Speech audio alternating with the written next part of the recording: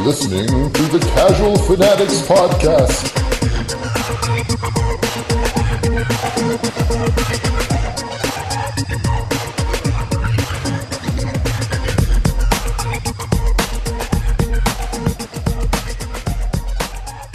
Eric has kind of a overloaded bladder right now.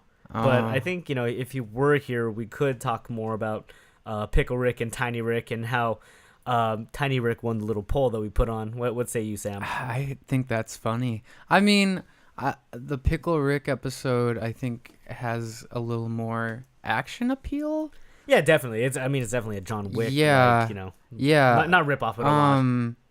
I don't know. They're both good in their own ways, but the Tiny Rick episode for me, I think it had a lot to deal with what's his name with Rick reflecting on his mortality in a sense, because he's a kid, he doesn't want to go back to being regular Rick. I think they both have their pros. So I liked that because I think I agree with you on that. I feel like Rick thinks about that maybe from time to time, like, oh, I could die because I'm doing all this crazy shit. Yeah, I think it's always like constantly in the back of his mind. Yeah, so very uplifting show. I think they were both really deep episodes. Both funny too. Yeah, kind of like Eric's bladder. It's funny. It did kind of spurts off occasionally. Yeah. All right, he's back. We can start recording. God. But guess what? We were Welcome about to episode your 5. tiny bladder. Oh, no. We're Tiny on Rick. episode 5. How dare you all record without my knowledge? It was Corey. Yeah, it was How me. dare? Well, that makes a lot I of sense. take all the blame. That makes a lot of Pointing sense. All the fingers. But all 5 of the fingers. I approved. You got your okay. Yeah, I let him. When you I be could've said silent, no. you're just as guilty, Sam. But I wasn't. Oh, but you weren't silent. You egged him on. So you're even worse then. Whatever. Actually, welcome I don't to the know. podcast. I think he engaged more than I did. Oh, fuck. But welcome to episode 5 of the Casual Fancast. As always, I am Corey. Yeah, I am Eric. I am Sam. And I'm Renee. That's weird. We have the same fucking... Oh, God. Okay, Are well, we hanging out too much? Obviously, that wasn't Renee because Renee's a lot jollier. Yeah. But He's got a fullness to his happy level, Renee will not be joining us today. He's actually coming back from, I believe, San Fran, I think he said. Yes. So he will be on next podcast. So it's a 3-man team today. Woo! Just a threesome, not a 4. I'm just here to give out towels and water. Oh, seriously? Oh, he's the spritzer and the fluffer. I will take another bear claw then, if you don't mind. Oh, yes, coming right up, sir. Not really. Later. I want to get you a little butler outfit. Is that weird? Actually, I think Sam would work out really well as like in a butler outfit. Oh, No. He needs to have like the chauffeur outfit, like the driver, like a driver. I like the butler outfit more. I think I can pull that off. There's better. more of a regalness to a butler, I feel like. Yeah, and I have road rage. Oh, so I wouldn't yeah. be a good... Really? Kinda. I can't really see Sam getting super angry. Like, if anything, I don't get super angry, but I get mad. I get annoyed about things. Yeah, who doesn't get road rage, honestly? But Yeah, I think what feel Corey means is because we went to high school together, so he saw like me, like, oh yeah, jolly.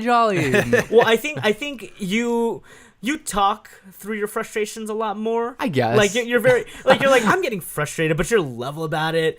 Whereas me, I'm just like no. Blah, blah, blah. Yeah, not with driving. No. You should see me drive. Driving's scary for me, and I get Yeah. mad. Anyway, It's funny. I was actually just thinking about this the other day. You always think you're a good person until something bad happens in traffic. That's where you're wrong. Yeah. Yeah. Like literally, I have been sitting in 405 traffic when there's a crash, like in like peak traffic hours when there's a crash, and you're just stuck in one place. And I have literally said out loud, "Someone better have died for this." And I stopped myself. I'm just like, wait. That's a really fucked up thing to say. Like, yeah. Like I say it and I literally sometimes have to think like, all right, I take it back. I don't mean that. That's too much. See, whereas Eric has that little evil demon inside of him, I'm just like, hey, what's up, buddy? He's just like right next to me at all times. You are that little demon. Exactly. Who's Corey? I buried him a long time ago.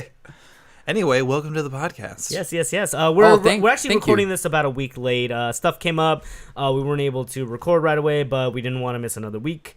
There's a lot of news that we have this week because we're doing essentially almost 3 weeks worth of news. Yes. So we're going to get right into it. Eric, why don't you take us through your week then? Sure. Well, last we left off, we were talking about Cuphead. And I know it's been 3 weeks, but I want to briefly go over because I finished Cuphead. Did you finish it? I haven't touched it since. Again, remember that was the time where I bought just a lot that's of right. games. So. I spent 5 hours or so on the devil boss, only to when I finished it go back and it said 96% complete. Oh, did you and I was just like that? I was What? like, how the fuck am I 96? And it's because when you beat this is kind of a spoiler. Little spoilers, Little but spoiler. don't Little talk spoiler. about When specific things. Don't talk about specific It's things. well, I mean, it's not that too specific. When you beat the devil, it gives you the chance to beat him on hard mode. You know, it gives you like easy and regular. A hard mode pops up, and then you're like, "Fuck!" And so I had to beat it. So I spent another like 3 hours trying to beat jeez. hard mode. Yeah. That's 4% of the game. You know what's weird? It took me up to 104%, not just 96. I'm like, okay, well, that feels good. Whatever. That's cool. Yeah, it worked out. You know what that means? You're just extra missing. credit. That was.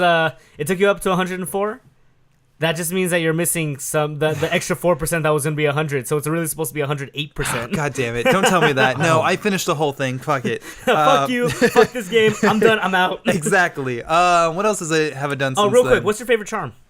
Yes, the smoke bomb. I was gonna say that's the best one of like. Yeah. It's funny because there's no contest. It is just the best one. What does it do? literally it is. So one charm like will give you like a bonus heart for health, but weaken your attack, and one will like say when you jump you do an automatic parry. But smoke bomb, this one makes it so instead of doing your side dash, you just disappear and you reappear. It's like a little teleport. Little Nightcrawler Oh. Bamf, but you gain invisibility frames. Yeah, so you can So it's super useful. It's way easier to dodge. Like, yeah, you can just jump from one place into another and not worry about hitting something that you're, trying to get from. It's the most useful thing. I would say the second most useful is the auto parry, but you can get good enough to parry on your own. My second most used was the heart one, only because the smoke bomb didn't really help in the plane levels. So, but the extra heart did. Like I couldn't use smoke bomb when I was the plane, but the extra heart did carry over. So that's the one I used second most. And the auto parry I used maybe twice, like two episodes. Good. It's good for when you're like there's a lot of shit on stream. Like I actually used the auto parry when I was in the planes, Right. Because like there's so much shit on screen that it's like it's hard to concentrate sometimes. So the auto parry was that little extra level, But like, of protection. doesn't it already auto parry? Because don't you just have to press X the one time when you're the plane to parry? Like, how does it auto parry? Because you're not. Because like when Wait, does it not? yeah, because when you're playing the regular, you jump and then it auto parries. But when you're the plane, there's no jump. You just press X to parry. So how does the I auto swear parry to God, work? I thought it parries one hit, but I maybe I'm wrong. It's been like what, a month? Yeah, I now? don't know. I never I haven't used. really touched it since the frog bosses. So I don't know if I ever Or frog used it bros. for the plane one, so I don't know. Maybe it just auto hits something. That would have been cool. That would maybe have I'm been really misremembering useful. it. But I agree with you 100%. Smoke bomb. Smoke bomb's the best. Me What was- too. Yeah. What was your favorite of the weapons? Yeah, the weapons. Mine was the 3-gauge red one. Yeah, the spread. Yeah. The spread I liked the best, but I didn't like its special. Like the Oh no, me neither. the all over the place. I much preferred the tracer bullet. Yes, Like I like the it little made shield those- that it the had. circles, yeah. Like, that helped a lot.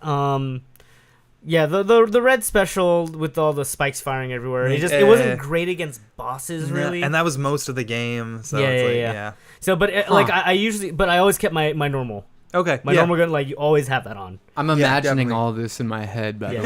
the way. So. We showed you some video 3 weeks ago. Yeah. You don't remember that? I saw a lot of demo before it came out. Oh, too. okay. Yeah, It looks. yeah. I want to get it, but I don't have Xbox, so I guess when I get a computer, Yeah. I'm gonna have to get it on PC. So. Hopefully, by the time you get like it for PC, there'll be like a Steam sale for it. Yeah, that'd be cool. And it's gonna be around for a while. Yeah. I mean, Yeah. like the game made gangbusters. Yeah. So it's definitely. I'm pretty Definitely sure it's either indie gonna get game a of the year. sequel or some other thing. But yeah, I think it's a pretty high up there contender for indie game of the year. Yeah. So what else did you do? So I have been. So I visited. I went up to NorCal again. And I watched the original Halloween. Didn't know Jamie Lee Curtis was in it. Oh yeah. Yeah, no idea. Because I saw that.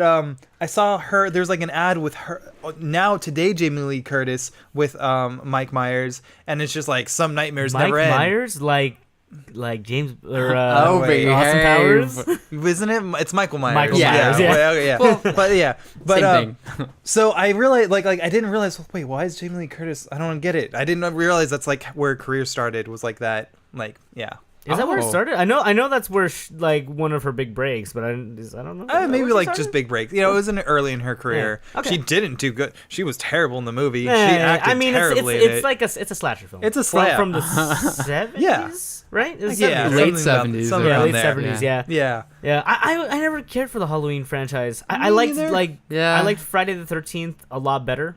Yeah. Just because I thought Jason looked cooler. Yeah. I don't know. I get them confused way too often Yeah. because they're almost the same. I don't know. William Just a little Shatner bit. though is a little frightening, in real life. the William so. Shatner mask. Oh, Yeah.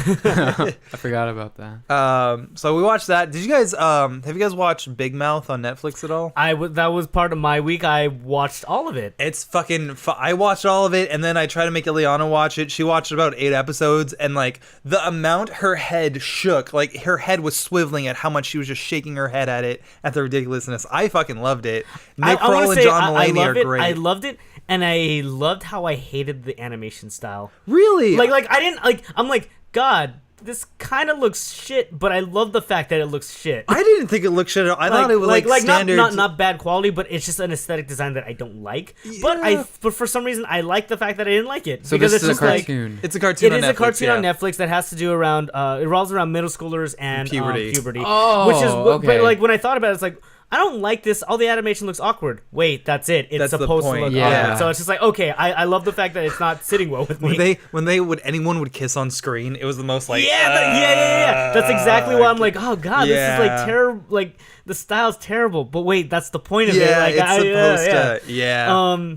Yeah, I really enjoyed it. I also think I enjoyed it way more because it was coming off a day where I had like no sleep. Oh, so okay. watching it all in one sitting with no sleep, I was just like, this is fucking hilarious. Yeah, I could totally see that. It's ridiculous to the point where delirium would help with it. I love all the puberty monsters. What? They very much Yeah. they Yeah. Oh, very much man. reminded me of a less annoying version of Roger from American Dad. Kind of, but less annoying, but like way more like fucking just upfront like sex, Like Yeah. Roger was just like a fun kind of flamboyant like pervert, but these Yeah. guys are literally like skull fuck like Yeah. The thing was when I was watching it too, I'm like, man, all right, there's not much variety. There's a lot of like sex jokes, but then I thought like, oh yeah, back in middle school, it's all about sex. Exactly. So it's like, okay, that works. Exactly. So, Yeah. So when these kids go through puberty, they get visited by the puberty monster. And I think Maya Rudolph voices the female one, and then Nick Nice. Kroll Yeah. voices the puberty monster, one of the main characters, the weird fucking coach. I can't remember the names. I'm only going to go Yeah. by Big Mouth and Dewey. Yeah. Oh I gosh. can't remember their names right now. Pretty much. So Nick Kroll voices Big Mouth, and John Mulaney voices, as Corey puts it, his words, Jewy. They made a point of making this character very Jewish. Yeah, pretty much. But yeah, so this hormone monster is like that voice in their back of their heads that like tells them like you got to go masturbate right now, kid. You're actually Like, doing a pretty decent impression of it. Oh, Yeah. thank you. Yeah. So, and there's also a bunch of other fucking outrageous, like in Big Mouth's house is the ghost of Duke Ellington, Which is fucking random as shit, and everybody Yeah. just accepts it. who's voiced by Jordan Peele. Yeah, from which is Key and awesome. Peele. Yeah. Okay. Yeah, great cast, by the way. Yeah, this is Yeah. it's an all-star cast. Sounds like it. Like a lot of people voicing multiple characters, kind of a la The Simpsons, but they're all on point. They're all really good. Yeah. I think when I realized like it was like legitimately a good show was the third episode, which was the gay episode, where they do the ghost of Duke Ellington brings a bunch of famous gay people. So it's like Socrates, Freddie Mercury, and Justice Antonin Scalia, who's just like, wait, weren't you famously anti-gay? I was so in the closet. I wish I was. Oh my gosh. I wish I was gay when I was alive. Ghost cock is not the same. Like it's just. But then they did a musical number with Freddie Mercury, and it was a really great who was voice. the voice? I have no idea, but it was great. It was somebody. I looked. It sounded so much like Freddie Mercury. It was ridiculous. Like it was like the musical number. The singing was actually like really fucking on point for Freddie Mercury, and I was like, wow, they put effort into this. It was amazing. Wow. I really loved it. Yeah. Another show I'm gonna have to watch. It's definitely getting renewed for a second season. Yeah, it was. Yeah, that's good to hear. It was. It's really like dirty, but not in a way where it's just like stupid. Yeah. Like there's like it's like smart, dirty with kind of like a fairly good like overarching story to it. Also, I'm gonna say I did not expect within the first 10 minutes to see middle school dong. No, yeah. I was like, Yikes. okay. You see a middle school dong, and then in like I think it's like one of the episodes, it's very she just one of the female leads is also a 12-year-old, and she like it's starting like she hits puberty, she has her period, and so she's like discovering her vagina. So she holds a mirror up to her vagina, and then you see a anthropomorphic. face. Yeah, you see like the vagina has like a face, and she's like, "Hey, girl, hey, I'm your vagina," and then points out everything. Wow. Yeah, it's so funny. There's so many Netflix references to in the show. It's like, okay, Nikki, that's Big Mouth. It's Nikki. Okay, Yeah, Nikki, I'm like looking at the Andrew and Nick. Andrew and Nick, yeah. So they get in trouble one episode, and the mom's like, "Okay, Nick, like that, no Netflix for you for a week," and because it's shown on Netflix, Nikki's like, "No Netflix," and he starts crying. Yeah. It's just like, I get it. It's Dang, it's okay. clever. Yeah, it sounds like it. I'm Yeah. looking through the cast right now. I can't find who did Freddie Mercury right off the bat. Riverdale Yeah, was like all great. the characters were great. Jay, the super He's hyperactive great. magician. He's- he was one like to me. I think he was a little too annoying, but I think he worked with the rest of the cast. Yeah. I think like if they showed more of him, I would have gotten more annoyed. He was the Kramer But character and they referenced Well, I was that. gonna say yeah. if you want to go like more kids show, he was Sheen from Jimmy Neutron. Oh yeah, Like yeah. that's one of my friends, Kurt, said really- the exact same thing. I'm like, oh yeah, a really fucked up Sheen. Yeah. yeah, oh kinda. yeah, really fucked. Oh, Jordan Peele was Freddie Mercury. No. That's Wow. fucking crazy. No. Yeah, that's what it says on here, Was man. he the singing voice? Yeah, that. Ghost of Duke Ellington, Freddie Mercury, Atlanta Claus, DJ Cyrus, He and had Patrick Ewing. Atlanta Claus. He definitely didn't do the singing then. There's no way Jordan Peele sang the song. I don't know, man. He could sing. I but could I see don't know. him do maybe possibly doing the voice of him talking, but not the singing. Was he hitting really high notes? Yes. Maybe he they can. hired You never someone. know. Nah, I'm looking through it and I don't see anybody as the singing role. I mean, so don't know. it's like Aladdin, where the guy who voiced Brad Aladdin. Kane. Brad yeah. Kane was a singer. Yeah. Yeah. Usually they credit those people though. Yeah. So that's why I'm like, huh. That's weird. That would be interesting to see if they do like a BTS. And There's no way Jordan Peele sang that. If not, Jordan Peele is so much more talented. Like, and he's already Even more more talented. so because he did Key and Peele, great, and Mad TV before, great. Yeah, exactly. And then he did Get Out, amazing. And then Yeah. he could sing that. That's like too many. He's like Donald Glover. He's like it's too Yeah. talented. Stop it. Why are you so talented? Stop being amazing at everything. It's not fair. So anyway, Yeah, so I watched Big Mouth that. though. Great show. Great, yeah. Besides that, I've been really busy because I got hired to edit a web series, and I had to edit 5 episodes in 2 weeks. So I've been very like working at my actual job and then working on this, and so I've just been kind of like, all my time's been devoted to that. You're also trying to find your face in the show every single time that somebody brings up a phone. Yes, So they knew I was editing when they shot it. So when they were slating the episodes, they had they picked a different profile picture of mine from Facebook and held it up with the slate. Wow. Yeah, I enjoyed it. And it's like I was there on the set and the actors were laughing. I can hear in the takes the actors laughing at it and some of them. So yeah, I liked it. David, good job on that. Yeah, it was Kyle Kleeby's idea. Yeah, so Even thank you, better. Kyle. Thanks, And then Kyle. besides that, I have been able to play a little Destiny 2. Oh, Which yes, is- we'll go into that a little bit later. which But is- how'd you like it? I love it. I mean, it's kind of like it is like Renee said, it's a lot like Destiny 1. Like it's more of Destiny, but I'm still loving it. But it's like Destiny, but with better quality of life changes, right? Yeah, I think so. And Yeah, so that's honestly for a sequel, that's kind of what you want out of it. I think the only thing is that it came out last week, and even though I have been swamped, I'm still already like finished the story mode and Wow, level really? 20. Yeah, it went by really What's your hour quick. count on it? I don't know. I don't know. Probably like 8-10 hours. Like I Really? think that's all I've been able to afford. Well, I mean, it depends on what you're looking at of the game, because like 8 hours for story mode. Okay.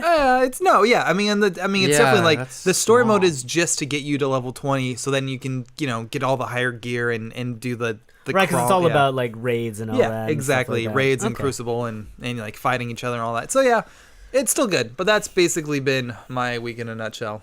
Cool. We're gonna definitely. There's some Destiny news that has come up within the past few weeks or so. So we'll talk about that a little bit later. I want your input on that. But Sam, do you want to take your week or do you want me to go? I can go. Okay, go ahead. Well, I've been doing a lot of random stuff, mainly dog walks. I do a lot every day, except for today. I decided to take some time off, especially since we were doing this. Nice. But yeah, I do like, if I can, I do anywhere from like 7 to 12 walks a day. And it's just like, it's a lot. And sometimes I come home and I'm just like, I don't want to do anything. And so I kind of need to maybe cool it on the dog walks. I think I'm a little addicted to it. Just because it's like, if something pops up, I'm like, oh, money. Yes. Yeah. So, I mean, you're hustling, man. That's a trying, good thing. yeah. I was up in NorCal too a couple of weeks ago, just for funsies. I go to my rock climbing gym a lot, and I don't know if you guys are familiar with how rock climbing routes work. Yeah, I've been to Hangar 18. They're hard. I'm trying to get like the levels are like V. It starts with V and then it's like 1 to 17 pretty much. So right now I can do V2s and there's V0, V1, V2. I'm trying to do V3s, and the difference between a V2 and a V3 is super hard. Is it the amount of handholds that there are, or the space in between them? Or like the shape of them? It really depends. It's more so I would say the space in between and the shape, because sometimes you have to like. Sometimes there's technique involved, and you have to be able to jump sometimes, and sometimes I've seen the fail videos. You get that weird incline. Yeah, sometimes the incline changes, and I just don't have the arm strength yet to do some of these. And yeah, some of the holds are really tiny. Like I don't have finger strength, and I've seen videos of people doing pull-ups with just their pinkies. You gotta go to. That's how strong you have to be. You gotta go to the Bikini Bottom. I do. There's one thing they have down there. It's finger strength. Yeah. So I think I've said this before on the podcast, but it's weird for me. This like stuff like rock climbing, which has been around forever, has suddenly this big resurgence of popularity because millennials are making it a thing. Yeah, it's interesting. It's well, just like, it is weird. Like, huh? It's Rock just climbing, like something you never thought would be, like back to the popularity that it is now. Is just suddenly booming. Rock climbing, D&D, and mustaches. That's what D&D, millennials have brought back. They're gonna have some rock climbing events apparently in the next Olympics in Tokyo. Oh, that's awesome. Which is a first because they've never had any. So That's really cool. Yeah. I also heard. Sorry. Oh, no, it's I was okay. gonna say I also heard that they're petitioning for video games to be an Olympic sport. That but would be awesome. It's too hard. I think the unfortunate thing is that video games cover such a broad range of genres. It's hard to nail one down. And I also think that maybe it'd be a little bit. I mean, we already have like the esports leagues and stuff like that. Yeah, that's so true. I don't know. Like to me, I personally don't think that video games really should be at the Olympics. I don't either. I mean, I say that as a gamer. I mean, keep it out. Like, yeah, we can have our own events. thing. Yeah. Like even for me, like fighting games and stuff like that. I mean, like we're learning that fighting has been around forever. Yeah. They've had their tournaments and everything, and esports is suddenly becoming a thing within the past, like I want to say 3 or 4 years. Oh, it's becoming super definitely, popular. yeah. But fighting games have always been, there, and they actually there was a lot of circumstances. I'm not going to go too much into details where, the fighting game community stayed away from esports. Because of just the way that their tournaments were treated by sponsors and everything.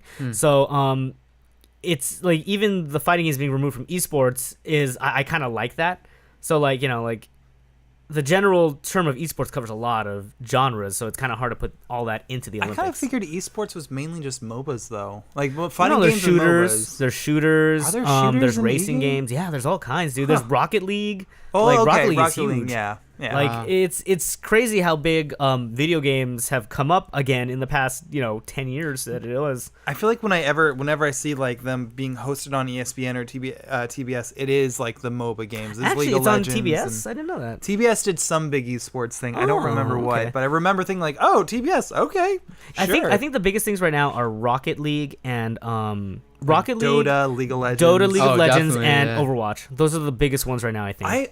Okay, so I was watching the I think that's like Overwatch is having a problem with it being an esport because of the camera. It's hard. Overwatch has said like it's hard for the camera to be right for a competitive Overwatch match, and so they are messing with it to try to find a better solution. Are you saying that. for the camera for the viewers? For the viewers, yes. Because I think at the core of it is for people to play the game. You know, it's more of just like for the teams to compete rather than for viewership. But with the advent of esports, like you're saying, well, that's what I'm saying. It's a big point. Exactly. You know, like, and so. that's why for esports it's kind of hard for Overwatch right now. But I'm sure they'll figure out something. Yeah. I'm sure they're gonna have either like a screen with like multicam or like. You know, maybe something that pulls back a little bit to show the battlefield. Because, you know, like as much as people joke like, oh, everybody needs to stay on the payload and whatever, like you could have some characters stay back and hang back a little bit. They're going to be a little removed from the action, but if they're doing their job, they're going to be, you know, helping the team out. Right. So, yeah, you're right. They're going to have to figure that out. But I think more so they need to build like the way the actual leagues are being held and everything, and but also keep viewership into consideration. Yeah, esports, man, that's something that's so foreign to me. This is why like I fucking love Evo. Like fighting games are like it's easier to watch. It's made to be watched. Like there was So are there multiple arenas at Evo? Evo with what happens? Am I using the right terminology? So up until like the last few years, Evo was always held in like little convention centers or ballrooms. And the finals were always held in like the biggest ballroom. Everybody would like have to crowd, find seats, and they'd watch on a big projector. Right. Within the past few years, the Cannon brothers have struck a deal with Mandalay Bay, and they now have it at the Mandalay Bay Arena where they have boxing matches and stuff. Oh. And when I went last year, you had the docents and everybody were like, "What the fuck are you nerds watching? You guys are louder than boxing fans." It's like, dude. The fighting game community is strong. The hype man. is real. The hype is fucking real. And I will talk a little bit later about some real ass fucking tournament shit. But that's besides the point. But yeah, Evo, like the first days leading up to it, they have like all the prelims and stuff like that is held in like their convention center, which is huge, and they have multiple screens. Like everybody's playing different games. They have little TV setups for like Melee or for like the bigger pools for like Street Fighter and stuff, because there's so many people that you can't have all the people playing on one big screen. You have to have like the small little setups. Right. But like as far as like fighting games go, they like for the most part the major fighting game tournaments have it down to a T because they've been doing this for so long. With a lot of like the MOBA stuff and all the esports stuff, it's still kind of they're testing the waters, they're figuring out what works and stuff. Fighting games themselves have, you know, they've been around for a long time, so they know what works and what doesn't work. Right. However, that may change with everybody kind of gravitating towards how esports are being held and how they're being broadcasted. Like I think I talked about before that Smash Bros was actually broadcast on Disney XD at Evo this past year, and that Bayonetta won it. So it's just like, oh, Bayonetta's a Disney princess. Wow. And then ESPN also broadcast Street Fighter and one other one. I can't remember what it was, but you know, like again, they're also having to adapt as well for a larger audience. Yeah. And then you have like stuff like Twitch and everything that like just shows off, you know, even more stuff. Yeah. So I mean, I'm really excited for the fact that esports is becoming a thing, but I think maybe it doesn't really fit too well, or maybe not doesn't fit too well. But I personally would not want to see it in the Olympics. Yeah, me neither. It kind of like, I don't want to say it would solely the Olympics, but it just doesn't belong. It's its own breed. It's its own beast. It's kind of like putting chess in the Olympics. Yeah, because you hear about all the Olympian athletes have their huge, gigantic sex orgies or whatever at Olympic Village, where it's just you have these superhumans that are at their peak physical fitness, and it's just hormones are raging. So like inevitably like they I think there actually are like condoms that are handed out because it's like it's inevitable. It's gonna happen. Just, you know, make sure you're not doing it while you're about to go to your event, or do it right before a boxing match, because that supposedly saps your energy. Have you never heard that, Sam? No. Yeah, that's a big report. For those of you who can't see my face, I'm making a face right now. trying to wrap my head around what Corey just said. I mean, it makes a lot of sense, though, right? Yeah. Like, it makes I'm sure it Yeah, happens. and then you're going to have Jay Wong come in and kind of just waddle around, or Marn taking his shirt off and flopping around everywhere. Like, I mean, like, you know, that's the Olympic scene that I see. There's hundreds of people there. People like different body types and personality types. Yeah, but they're all the one body type fucking fit. Like, that's I guess so. Yeah. Fit Wow. as fuck. fit as fuck. I have all these scenarios going through my head now. I should You kind of want to join the Olympics now, don't you? Maybe. Maybe not. You just want the giant Olympic sex orgy, huh? I'm just intrigued. I mean, I'm thinking of Michael Phelps and that guy Usain gets I'm it sure on. it happened, dude. They love the You know, the swimmer body. yeah. Anyway, Usain yeah, Bolt it's legs for interesting. days. Well, not anymore. Dude.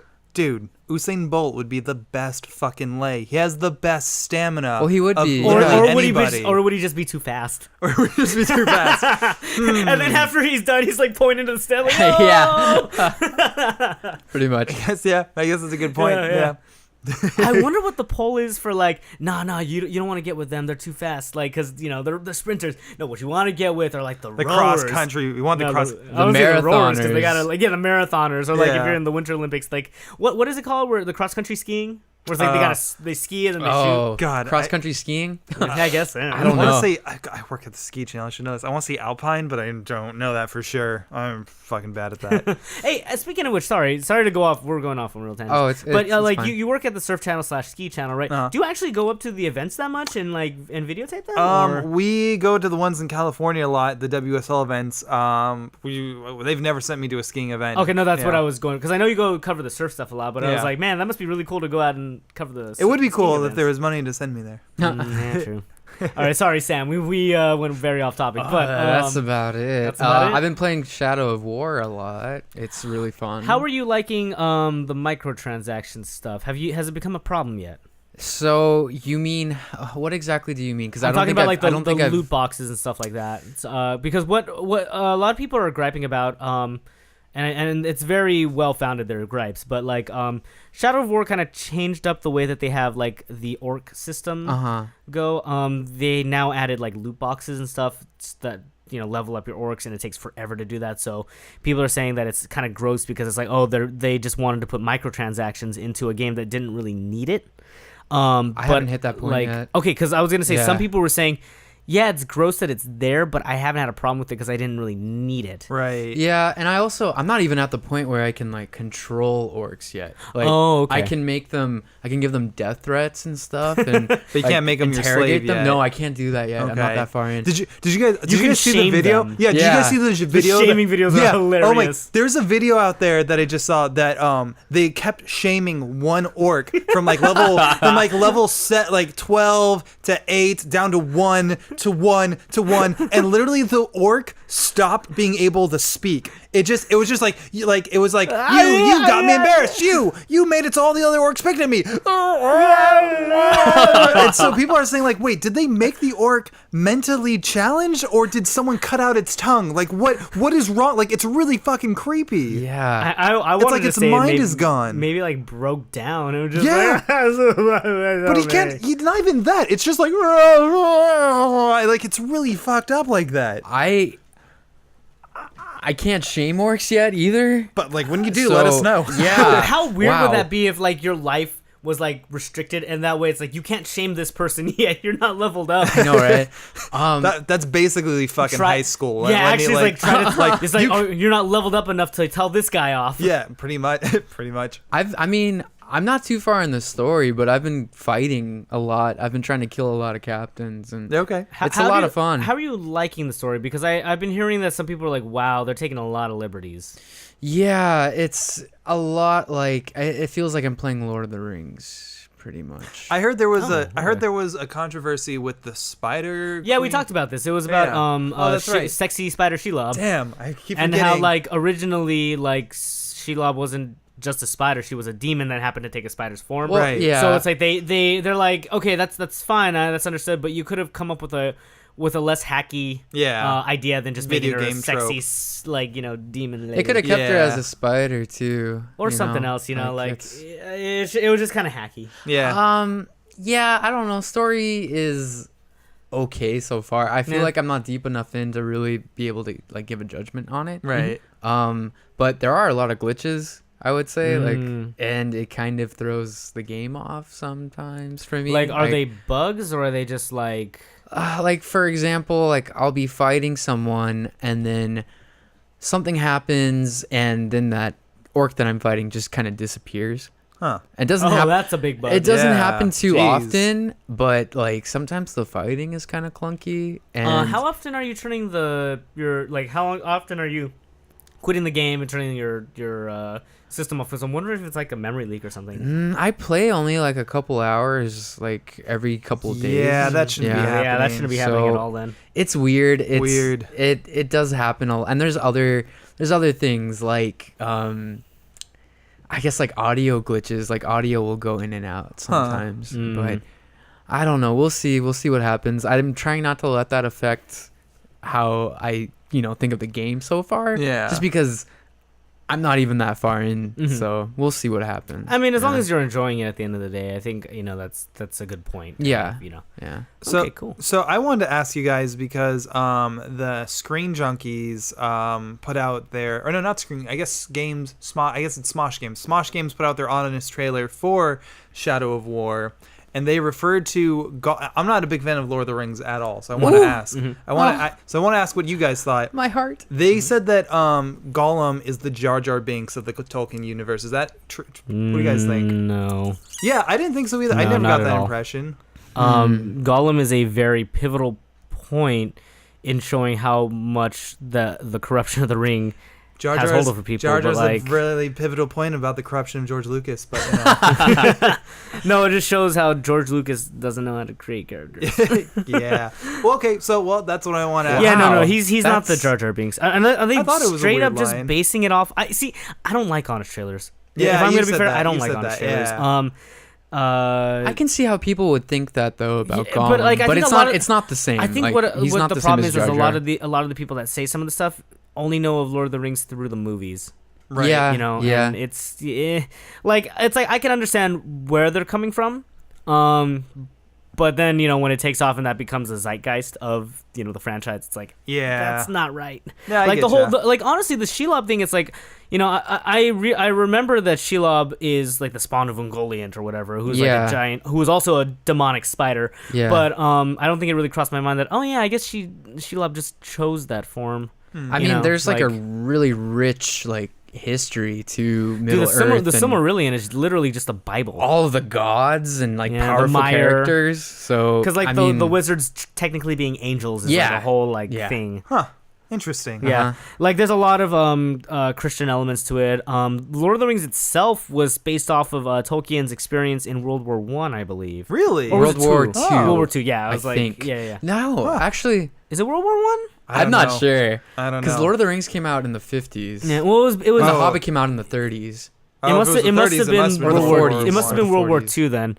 Wait, but no. yeah, If it was in the 30s, it should have been World War One. No, he's saying the Hobbit came out in World War One or in the 30s. Jeez, Yeah, I if don't that know. was the 30s, I feel then I think it's I feel World like I War should Two. know this. But I mean, if he was already writing by the 30s and made The Hobbit, then would he really be enlisted? by that World War II? that could be wrong. But I know definitely Only the Google Lord of is the a Rings thing. came out like in like 50 or like 51. Speaking real quick, little tangent on people and experiences in wars and armies and stuff like that. Uh-huh. God, what is his name? Guy who plays Saruman, Christopher Christopher Lee. Christopher Lee. So when there's a deleted scene in Return of the King where originally in the book his manservant Wormtongue cuts his throat at the end of the book. Spoilers if anybody didn't read the books or whatever.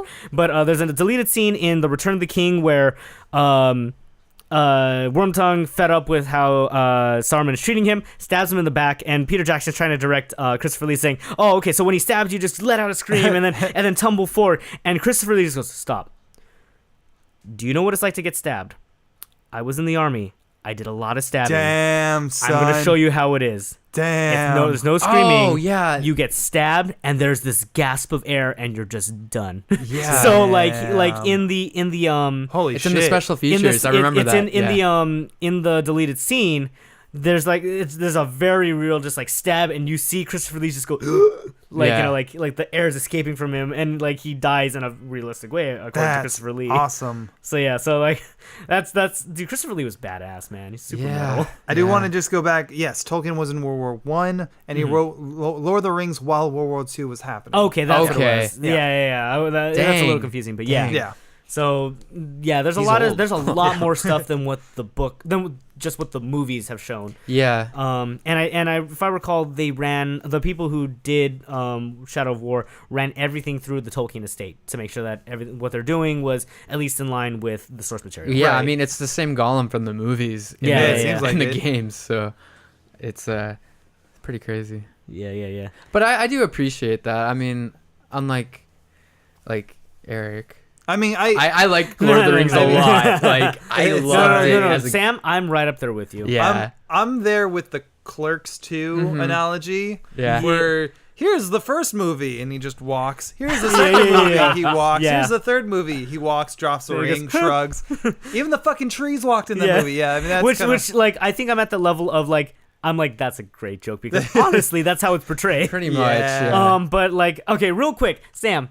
You ever get irked by people asking why didn't they just have the Eagles fly the ring there? That's and it's pretty just like no, there's many reasons why. Yeah, because I know the reasons, but also I do Yeah. think about that too. Yeah, 'cause but I'm no, like, but there's very many reasons. What Again, were the reasons? one of the reasons, one being that the Eagles are established as like we're technically not on anybody's side.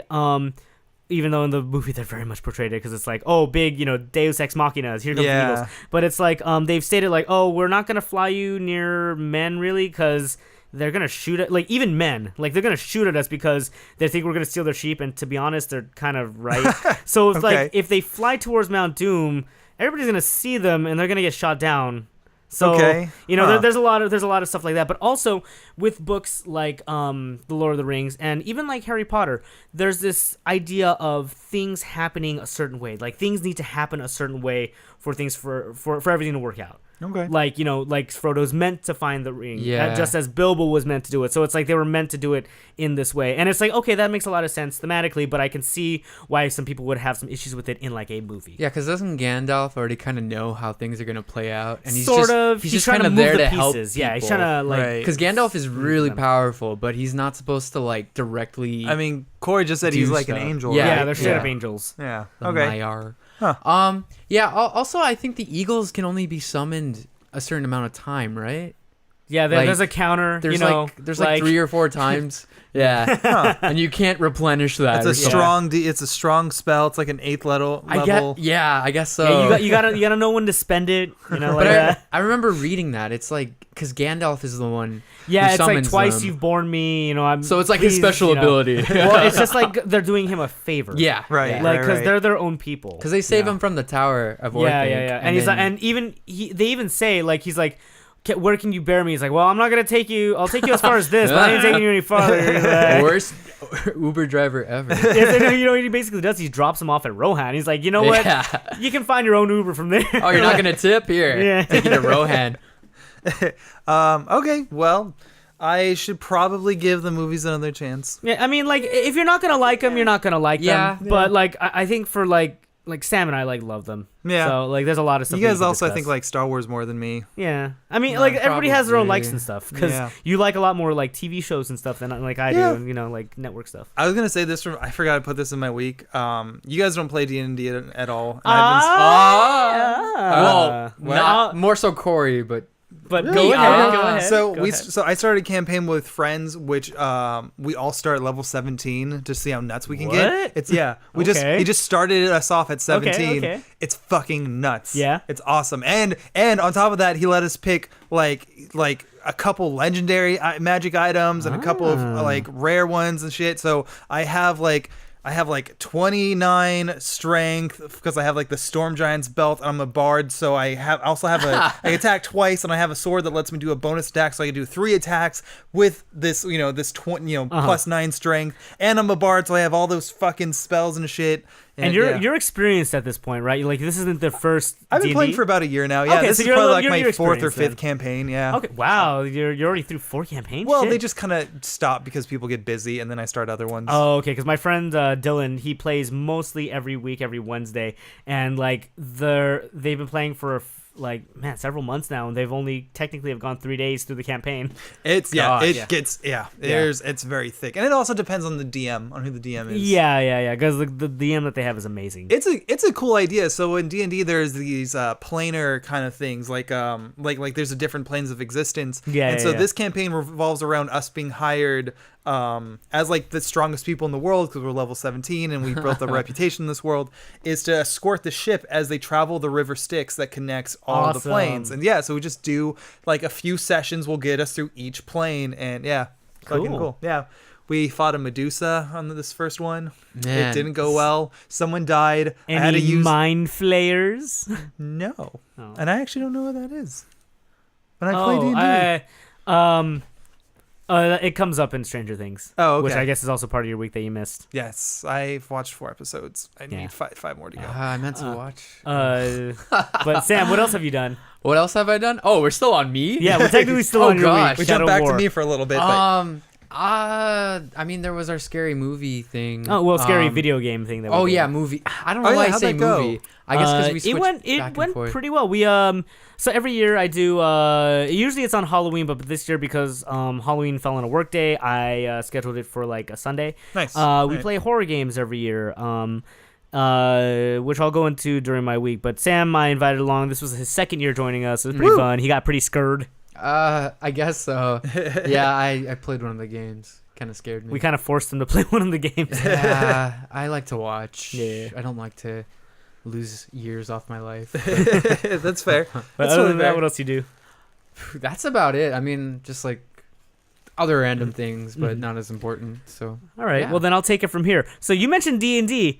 I just made my character. Oh. My friend Dylan is going to be a DM. He's the one that was doing the campaign with his friends, and he wants to start DMing. So Nice. he enlisted me, our other best friend Kurt, and my cousin, and we're all going to start a campaign. So I have... You know what I kind of realized about myself is that... I because I also did this for like wrestling games in general. I love creating characters. More so, I think, than actually playing the games. It's so fun to create a character. Like, it totally is. like making the backstory, coming up with like, how they would play, like their mindsets and everything. So right now I have 2 characters. I have one monk who was his backstory being like he was an Aasimar, which is like a being who is connected to the Celestials. Right. Unlike other Aasimar who are very like noble and regal and like they try to help everyone, he was kind of a dick. He was kind of like, oh yeah, look at me, I'm fucking connected celestial. He's fucking Iron Fist. It sounds like kind of, and it led to a big Iron hubris. That his hubris led to a big downfall that ended up. He's like exactly Iron Fist. Yeah, but unlike Iron Fist, well, actually no, he becomes a monk. But unlike Iron Fist, is actually still or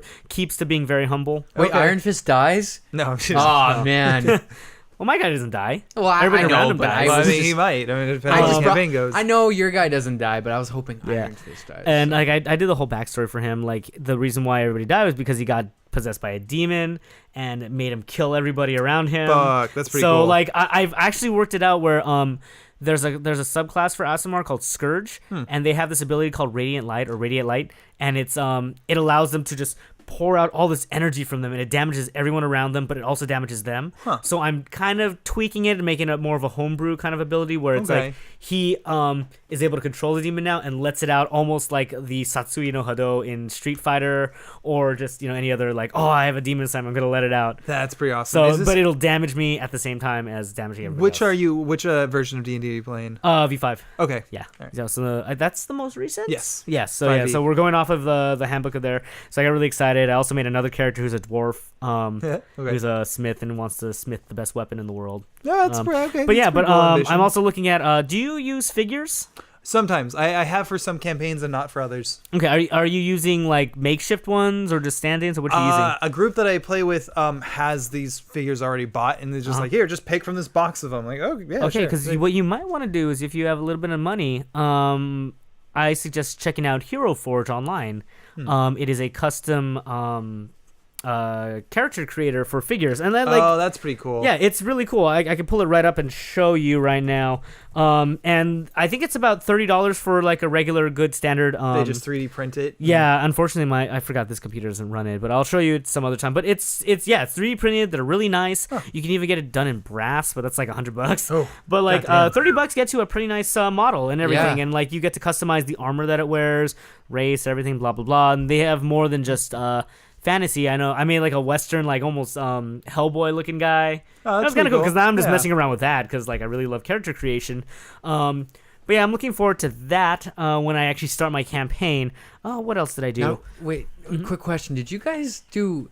Because I know, like, I was there watching Dylan teach Chris, but like, did you guys have to like do research on the D&D world in universe to come up with all this? Well, I kind of. It seems like you have to do that. I bought the player's handbook. I bought the player's handbook, and that says like, here are the races, here are the classes. Yeah, and here's, I borrowed that from Dylan, and then also I've kind of like, even though I've never played D&D, like Dungeons and Dragons proper, I've played a lot of stuff that's like offshoots of it, like Neverwinter Nights, like Baldur's Gate and stuff like that. Okay, and that's kind of like offshoots of it. So I understood like some of the basic aspects, but it's like the finer things of like, okay, how do I calculate my stats and everything like that, or like what are the rules on how these abilities and everything.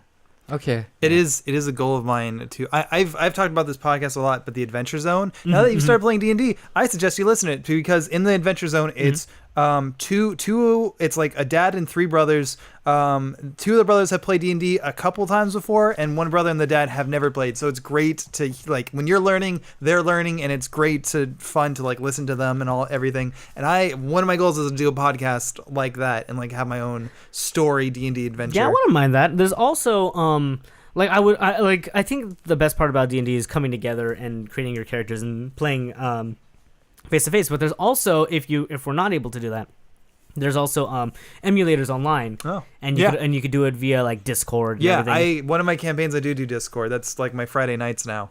It's like Discord with friends from high school. That's super cool. That's something that maybe we could think of doing. That would be one fun. of these days, and then I could use Bob the Engineer. Yes, he was making Bob the Engineer. Who likes pizza. That's cool. Yeah, he likes pizza and foot rubs. Engineer is like engineer. I mean, it's not in the handbook. No, but it's like not. a home. No. We were making a joke. But like a lot of people, like a tinkerer, right? Yeah, exactly. Yeah. A lot of people have been trying to like get a tinkerer engineer like class, and I think there's probably homebrews of it. Yeah, definitely. There's not people who build houses in the world of D&D, or you can have that as your background. Yeah, that's true. Which is technically one of the backgrounds for the dwarf character that I have is that his family, his grandfather was very closed-minded and had his like own certain way of like smithing. Yeah. But then made an inferior product because of his pride.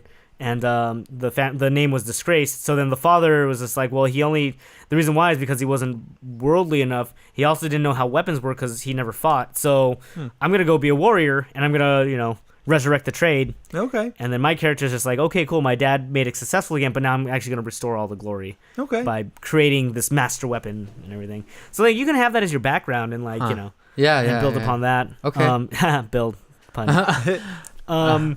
Sorry, I did a lot in the interim. Let's see here. So I also went to Stan Lee's Comic-Con, aka Kamikaze, this past weekend. It was pretty cool. I've been going about 3 years now. Every year I dressed up as like Steven Universe, but this year I was just like, I'm not feeling it because I was also going to a concert later that night, so I just wore my pin vest as you're seeing right now. I got some nice pins. It's pretty much the same as it's always been. I only went one day. But the highlight of that fucking day was randomly walking and seeing a booth that just straight up said Tommy Wiseau. And it straight up was just Tommy Wiseau hawking his clothing line, The Room. It's a great year to do it with the movie the new coming movies, Best Fiends / Best Friends. It was awesome. I was like, okay, I'm gonna buy a DVD and I'm gonna have him sign it. And he signed it, and he was super nice. He was just like, oh, hello, how do you say your name? And I'm like, oh, it's Corey. And like, how do you spell? And I'm like, and I spelled it out for him, and then he just wrote, love Tommy. And then tried to draw the worst heart that I've ever seen, but it's just perfect for Tommy. Was it a crowded booth? Somewhat, but I think more people were just like randomly stumbling upon him, like, what the fuck? Tommy Wiseau's here. And like, I took a picture with him, and then he was just like, oh, did you get free backpack? Here, give him free backpack. And like, he gave me a free backpack. That's awesome. And it says like, Love is Blind on it, and it actually just has a Tommy Wiseau gear like stamp on it. That's So it was killer. super cool. He was super nice. Real big highlight of the Comic-Con for me. That was really cool. Also later that day, if you guys don't know, I am a huge fan of Linkin Park. It was one of the first bands I got into, and I want to say it is my favorite band. Unfortunately, the lead singer Chester took his own life a few months ago, and this is the first show that the rest of the band has put on, and it was like a celebration of life. So what they did was they had a bunch of artists come and pay tribute to Chester, and they basically put on a Linkin Park show with guest vocals by people. So people were singing Chester's voices, and it was amazing. It was at the Hollywood Bowl, which is where I was originally going to go watch the Linkin Park concert when they were touring, but they had to cancel that. Really good. I saw a video that they did in the end, but with the audience singing Chester's parts. Yeah, but they do that a lot. The best like the best example of that was they played Numb, but the band wasn't on stage. So everybody was kind of like quiet for a second, and then everybody just started singing. That's pretty cool. Like with just instrumentals, like nobody else was on stage. Fun. So that was really cool.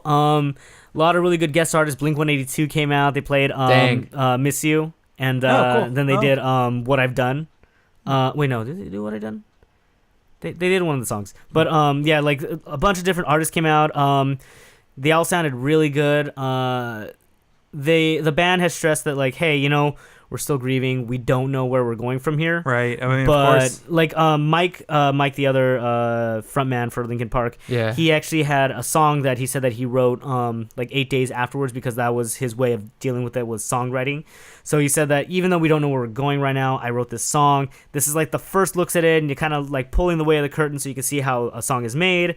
And if we do continue, this is kind of maybe what we're going to be looking at as far as like how we're going to style ourselves for the next thing that we do. Okay. So, that was really emotional, really cool. Man, getting a lift there was rough. But heading back was really fun. That was a long ass day. What else have I done? I watched The Foreigner. Foreigner.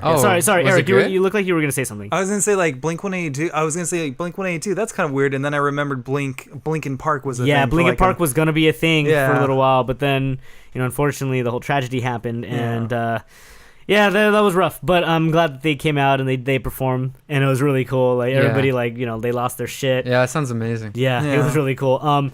If anybody cares, I have procured a means of getting the show, and I may have an audio version. Isn't there? I thought it was on YouTube. It was streaming on YouTube, but I've been working on something, a little project. So, if anybody's interested, let me know. Okay. And if anybody of authority is listening, I'm not doing shit. But of course, nobody is. Wink, wink. But yeah, sorry. So I watched The Foreigner. What is I The think Foreigner? Renee I'm talked about blanking. it. It's the Jackie with, Chan Jackie Taken Chan. movie. Oh yeah. Old man Jackie Brosnan. Chan. Yeah. Just like Renee said, super fun, super awesome. It was interesting because you're seeing both Pierce Brosnan and Jackie Chan playing different characters than they normally would. Pierce Brosnan is kind of playing this political figure who has ties or past ties to the IRA, and it was interesting because you're coming in expecting a Jackie Chan movie, but in the reality, you're actually kind of like, oh, I need to know a little bit more about the history between Britain and Ireland, and it was just like, oh, well, I'm glad that I liked it, history but, lesson. But my girlfriend's I didn't come here to learn. My girlfriend's my girlfriend's cousin, whom I watched it with, like he was a little unclear on some of the stuff, so I cleared it up for him. But really fun, very different action sequences for Jackie Chan because he's a lot older. Yeah. This is probably one of the most movies where I've seen Jackie Chan get a hit, get hits. Get taken or get taken down and hit. Yeah. Because a lot of times he's barely avoiding, or he's like doing dodges. magic tricks and yeah, stuff. basically. But this one, not. He was getting his ass kicked at some points and then coming back and just beating the shit out of people. That's cool. It's a lot So, grittier, yeah. Yeah, because in a lot of his movies, he's usually really nice. And he doesn't- not this one. He tries not to like hurt people. Like I remember, I think is it Drunken Master? Yeah, Drunken Master. He's like really nice in that one. Like Drunken Master. right? He's kind of. Is it that one, or am I he's thinking somewhat? Yeah, I mean, most of the movies, he's pretty like much Police the nice Story? guy. He also tries not to like really hurt people. Yeah. Like if someone's about to fall off a building, he'll like rush over and grab them by the shirt. And then... No, this one, no. He's straight throwing people off of buildings. That's cool. Yeah. So yeah, he plays a very like you could see the hurt in his eyes. I think he portrayed like a broken man very well. It's arthritis. Yeah. Oh man, I was recently just watching like a little video of like all the injuries that he's had, and it's fucking rough, dude. But he did a great job. It's not the most extreme like it's not the best writing. It's good enough for a vehicle to show off Jackie Chan. Yeah. So I'd recommend go watching it. It's pretty fun. I really want to see it. I don't think I saw anything else lately. Stranger Things. I watched all the Stranger Things. I watched all the Big Mouth, which we've talked about already. Stranger Things will have a spoiler cast once Renee gets back and once Eric catches up. I'm 4 episodes through. I'll get there. I need to get. I wanted to start watching the first season on Halloween, and I should as soon as I get home. I need to get through a show. Honestly, I wouldn't mind watching it again if you were down to do like a Stranger Things night. Possibly, yeah. Because it's super fun. It would help me actually commit to it. Real quick, one thing that I'll say about it is that Stranger Things 2, I think Stranger Things Season 1 edges out just barely because of how different it was. Yeah. How charming and like how the characters weren't like how their characters would typically be defined or shown. Uh-huh. This one, I think it's like, okay, we're this season, it's very much like we have a vehicle for the story, so we're gonna go with it, and this is the way the characters are going, and it's not as original. The characters themselves, like the development of the characters, isn't as original as the first season was, but it's just as good. It's great. 4 episodes in, and I kind of agree, and I have my reasons, but I don't want to say them. Yeah, there's some discussion to talk about. Yeah. I personally think, and I think it's not really spoilers because you see it in the trailer. I think there's, I think one of the weaker things actually has to revolve around 11. There's some aspects about her story that's like, okay. But that's all I'll say for now. I still really enjoyed it. I think it was really good. Actually, wow, last podcast was me doing a bunch of video games. This podcast was me watching a bunch of shows because another Netflix show that I finished off was American Vandal. Iron Fist. Oh, American Vandal. Yes. Right. Who drew the dicks? No, the ball hairs, they don't match. Dude, yeah. That is so good. So if you don't know, Sam, wait, is that okay? I've seen like billboards around Torrance that have said things like "I like dick" or "I love dick." Is that American Vandal? I don't think so. The hashtag for it is who drew the dicks. Maybe that's what it is. So, but straight up, there was by Torrance Boulevard in Crenshaw. This wasn't like vandalism or anything. There was a by the bus stop. There was a poster and there was a picture. I forgot. Oh, maybe because I've seen an actress or something, and possibly I have no idea. It said "I like dick" or like "I love dick." Oh no, I think that might be for something else. But okay. Sorry, anyway. But you should check this out, Sam. So have you ever watched any of the Netflix true crime or documentary shows? I've seen true crime. Yeah. Well, not true crime. I'm saying, but just the types of shows. Oh no, but there is a New Zealand show that I've been watching. Oh, it's called True Crime. Oh, yeah. Well then, okay, cool. Well, anyways, it's like those documentary style things of how to Making a Murderer, Serial, all those types of shows. Yeah. It's a mockumentary version of that. So it revolves around a kid in high school being expelled because people are thinking, oh, you're a delinquent, and there were 27 penises that were spray painted on all the faculty's cars. And there's another kid in high school that's like, I don't know if he did it. I'm gonna make a documentary about it to find the truth. And they shoot it very much like the Netflix documentary style. Yeah. With 8 episodes and everything. But it's all done in satire. Like the hashtag for it is "Who drew the dicks?" Yeah. It's really well made. The stories and the characters that are interacting with each other are all really good. I think it's getting a second season now, 8 more episodes, which to me is like, okay, I wonder if they're going to continue off of the main story that they had or if they're going to continue with the same characters or whatnot, but it's really good. You're marking it down. the lead in it is Jimmy Tatro. He's actually a YouTuber who has, I just looked it up, 2.8 million subscribers on YouTube, so that's where he got to start. And then he was in 22 Jump Street as Rooster. Right. I think that's where I first saw him, but he's really good in that. He plays like a dumbass stoner kid, but it's they also encompass, not to the extreme way that Big Mouth did it, but they encompassed how relationships and how kids interact in high school, and not just that, but how teachers interact with them, And I think it's one of Netflix's best series, I think. In a different vein than, like, say, Stranger Things or House of Cards. So I would definitely give that a look. Really good. Not much else to say about it. Yeah. I think I've watched the first few episodes. It's hard for me to get into, but then again, it's hard for me to get into the true crime documentaries anyway. So, Yeah, it's. Oh wait, have you seen? I've seen like the first few episodes of American Vandal and Making a Murder, but yeah, Making a Murder I didn't really feel. Yeah, but this one I was really engrossed by it because it's fucking funny. Yeah, like it's I hilarious. get like it's just I don't know. It's like one of those things. I think it's one of those things that's easier to watch as a couple. It's hard for me to watch by myself. So yeah. I was gonna watch it with my girlfriend, but I was just like, nah, I'm gonna watch this really good. Like it was just really funny, and just everything about it was just it screams satire. Yeah. So that's why I definitely. really liked it. Yeah. I don't think I did much else. So I think from here we're just gonna go into the weeks. Whew, that only took an hour. Good. Yeah, that was only an hour. We're down a person, but we went on such big talks that like shit. Yeah, we killed an hour. We did like 2 episodes of podcasting right there. So we actually do have a lot of news this week, so we're gonna get Let's into it. The biggest news that I wanted to talk about last week, but we didn't get to, was the ultimate mecha battle between Japan and USA. I heard about that. So this was about 2 or 3 years in the making. The background for it is that the Japanese company Suidobashi, who makes a lot of electronics and robotics, were challenged by Sony. Well, that would be the same. Oh yeah, side, but like, but they were challenged by American producer MegaBots to an all-out mecha battle, and they started a Kickstarter campaign. Sounds good in theory. It sounds good in theory, and I was super hype about it.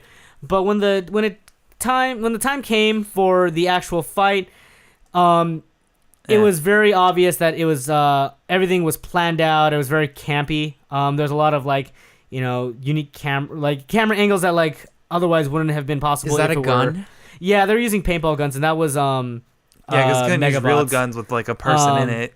Well, there's someone in it. Yeah, these are mechas. They are piloted by people. The red robot is Suidobashi's. I think it's Kuroda, or is it anyways, it's their mecha, which they made much smaller than Megabot's Eagle, which is gigantic. But they were like, Japan was like, oh, America's gonna have their big giant robot with guns and everything. We're gonna outmaneuver it and beat it in a fight. Oh, which to be fair, they're all very clunky. Didn't America win? America won just because it was all very slow, and I think it was being broadcast through America, like with American people through Twitch and everything. And I think the finale came from like. The Eagle one took out a chainsaw and just started shredding the Japanese robot, but it all looked very staged, and it wasn't what anybody was expecting, really. Yeah. We're expecting battle bots, but bigger. Yeah, backflips. Actually, what I was expecting was anime. I was expecting I wanted the pilots to sign a waiver. It's over 9,000. I want to see. We're watching the announcers are like, oh my god, look at all this, blah blah blah. There was a moment I remember in this where one of the robots did a punch and it knocked down a bunch of barrels, and the announcer team's like, oh, look out, and they all run away, and like the barrels fall over them. Oh gosh. Which it's like, okay, I understand. That's I think cringy. we might have just seen it right now. Yeah. Oh, that's actually a little more dramatic than I thought. So here's the thing. Oh god, it's so staged, right? Here's the thing. It's not staged enough. Oh. Like, I'm a huge fan of wrestling, so when I see something that's staged, I'm like, okay, that's fine. But as long as it's entertaining, that's fine to me. This was just very slow, and it wasn't shot in a way where it was, it wasn't very entertaining. It was just kind of like, oh, okay, the robots moved like an inch, and then they punched, and you know that like a lot of this stuff was like, it was hours of taking footage. Like, you were watching the pilots like wipe sweat off of themselves. It's like, that they had to take multiple takes just to make sure. I mean, they said they shot it over days, and it's just like, well, this is a robot fight. Why would it take days to shit? Yeah, I mean, at that point, it's like, there was a point where like the American, what was it? One of the robots put out a drone, and like one of the other robots caught it. But it's just like, you're thinking like, how many takes was that? Yeah, like how long did that take to film it? So it's like, what I would want is that if you're gonna make it scripted, just make it like don't try to go reality TV. Go like narrative. Go like like make a TV show out of it. Yeah. You know, like this was very much like, I think they try to bill it too much as like it's a real fight when really it like, you know, it's obvious that it's Yeah, they scripted. should have just stuck to BattleBots. Yeah. That would have been more exciting. Yeah, well, like I think that's the smaller thing robots. is that having somebody in the cockpit means that you have to be safe. And like America was like, oh, we're not gonna, you know, we don't want to kill the pilots, so we're gonna stop here. It's like, no, I want robot carnage. So it's like maybe it would have been better if there were no pilots in there, but then that doesn't really make it mechas. That makes it robot fights. I mean, Yeah, from it's very true. what we're seeing right now, it looks like a lawnmower fighting a Roomba. pretty much. It's close. Now, to be fair, this, you know, it was successful. There was a lot of views on there. I'm but sure. Like, but yeah. like when they showed like the punching of the girders that fall down and destroy the news set, like Twitch exploded with fake news, Yeah. which is hilarious. And like at the end of the day, this is pushing. They're trying to push an actual robot fighting league, which I'm all for that. I just yeah. think, you know, I wish like, okay, now that you have this, let's learn from what worked and what didn't work. Yeah. Let's make it better. What do you guys say? What do you guys think would I benefit? mean, I'm glad it happened. Like, it sucks that it didn't turn out the way we all wanted, but I'm glad it happened. Yeah, I mean, it would be cool to see. Again, I think like they're kind of doing a little too much too fast, because BattleBots, like I remember watching that. You know, it's not like the best, but it you know, was still BattleBots is fun. back, right? Well, oh no, I didn't. Yeah, BattleBots came back, and Yeah. it built. It was kind of the same, or it was what this should have done. It built upon what was good with BattleBots, but now they just, you know, they have more like the hazards and everything. Yeah. And You like, can the even robots find are people better. on Reddit just like taking the current BattleBots, cutting out all the shit, and just giving you the BattleBot like actual battles. Wow. Yeah, it's like there is precedent for all this stuff. Yeah, there I is mean, potential, but it's just There you know. is, and I just think like I don't think we have the technology yet for mechas. It's cool, but Well, also like the safety factor is always going to be there. Yeah. You're never going to want an unsafe mech. That's why I'm gonna battle. say, like, if you're gonna go scripted, make it super scripted where like, oh, the guy dies, and you have like the anime, like the son looking up at the father,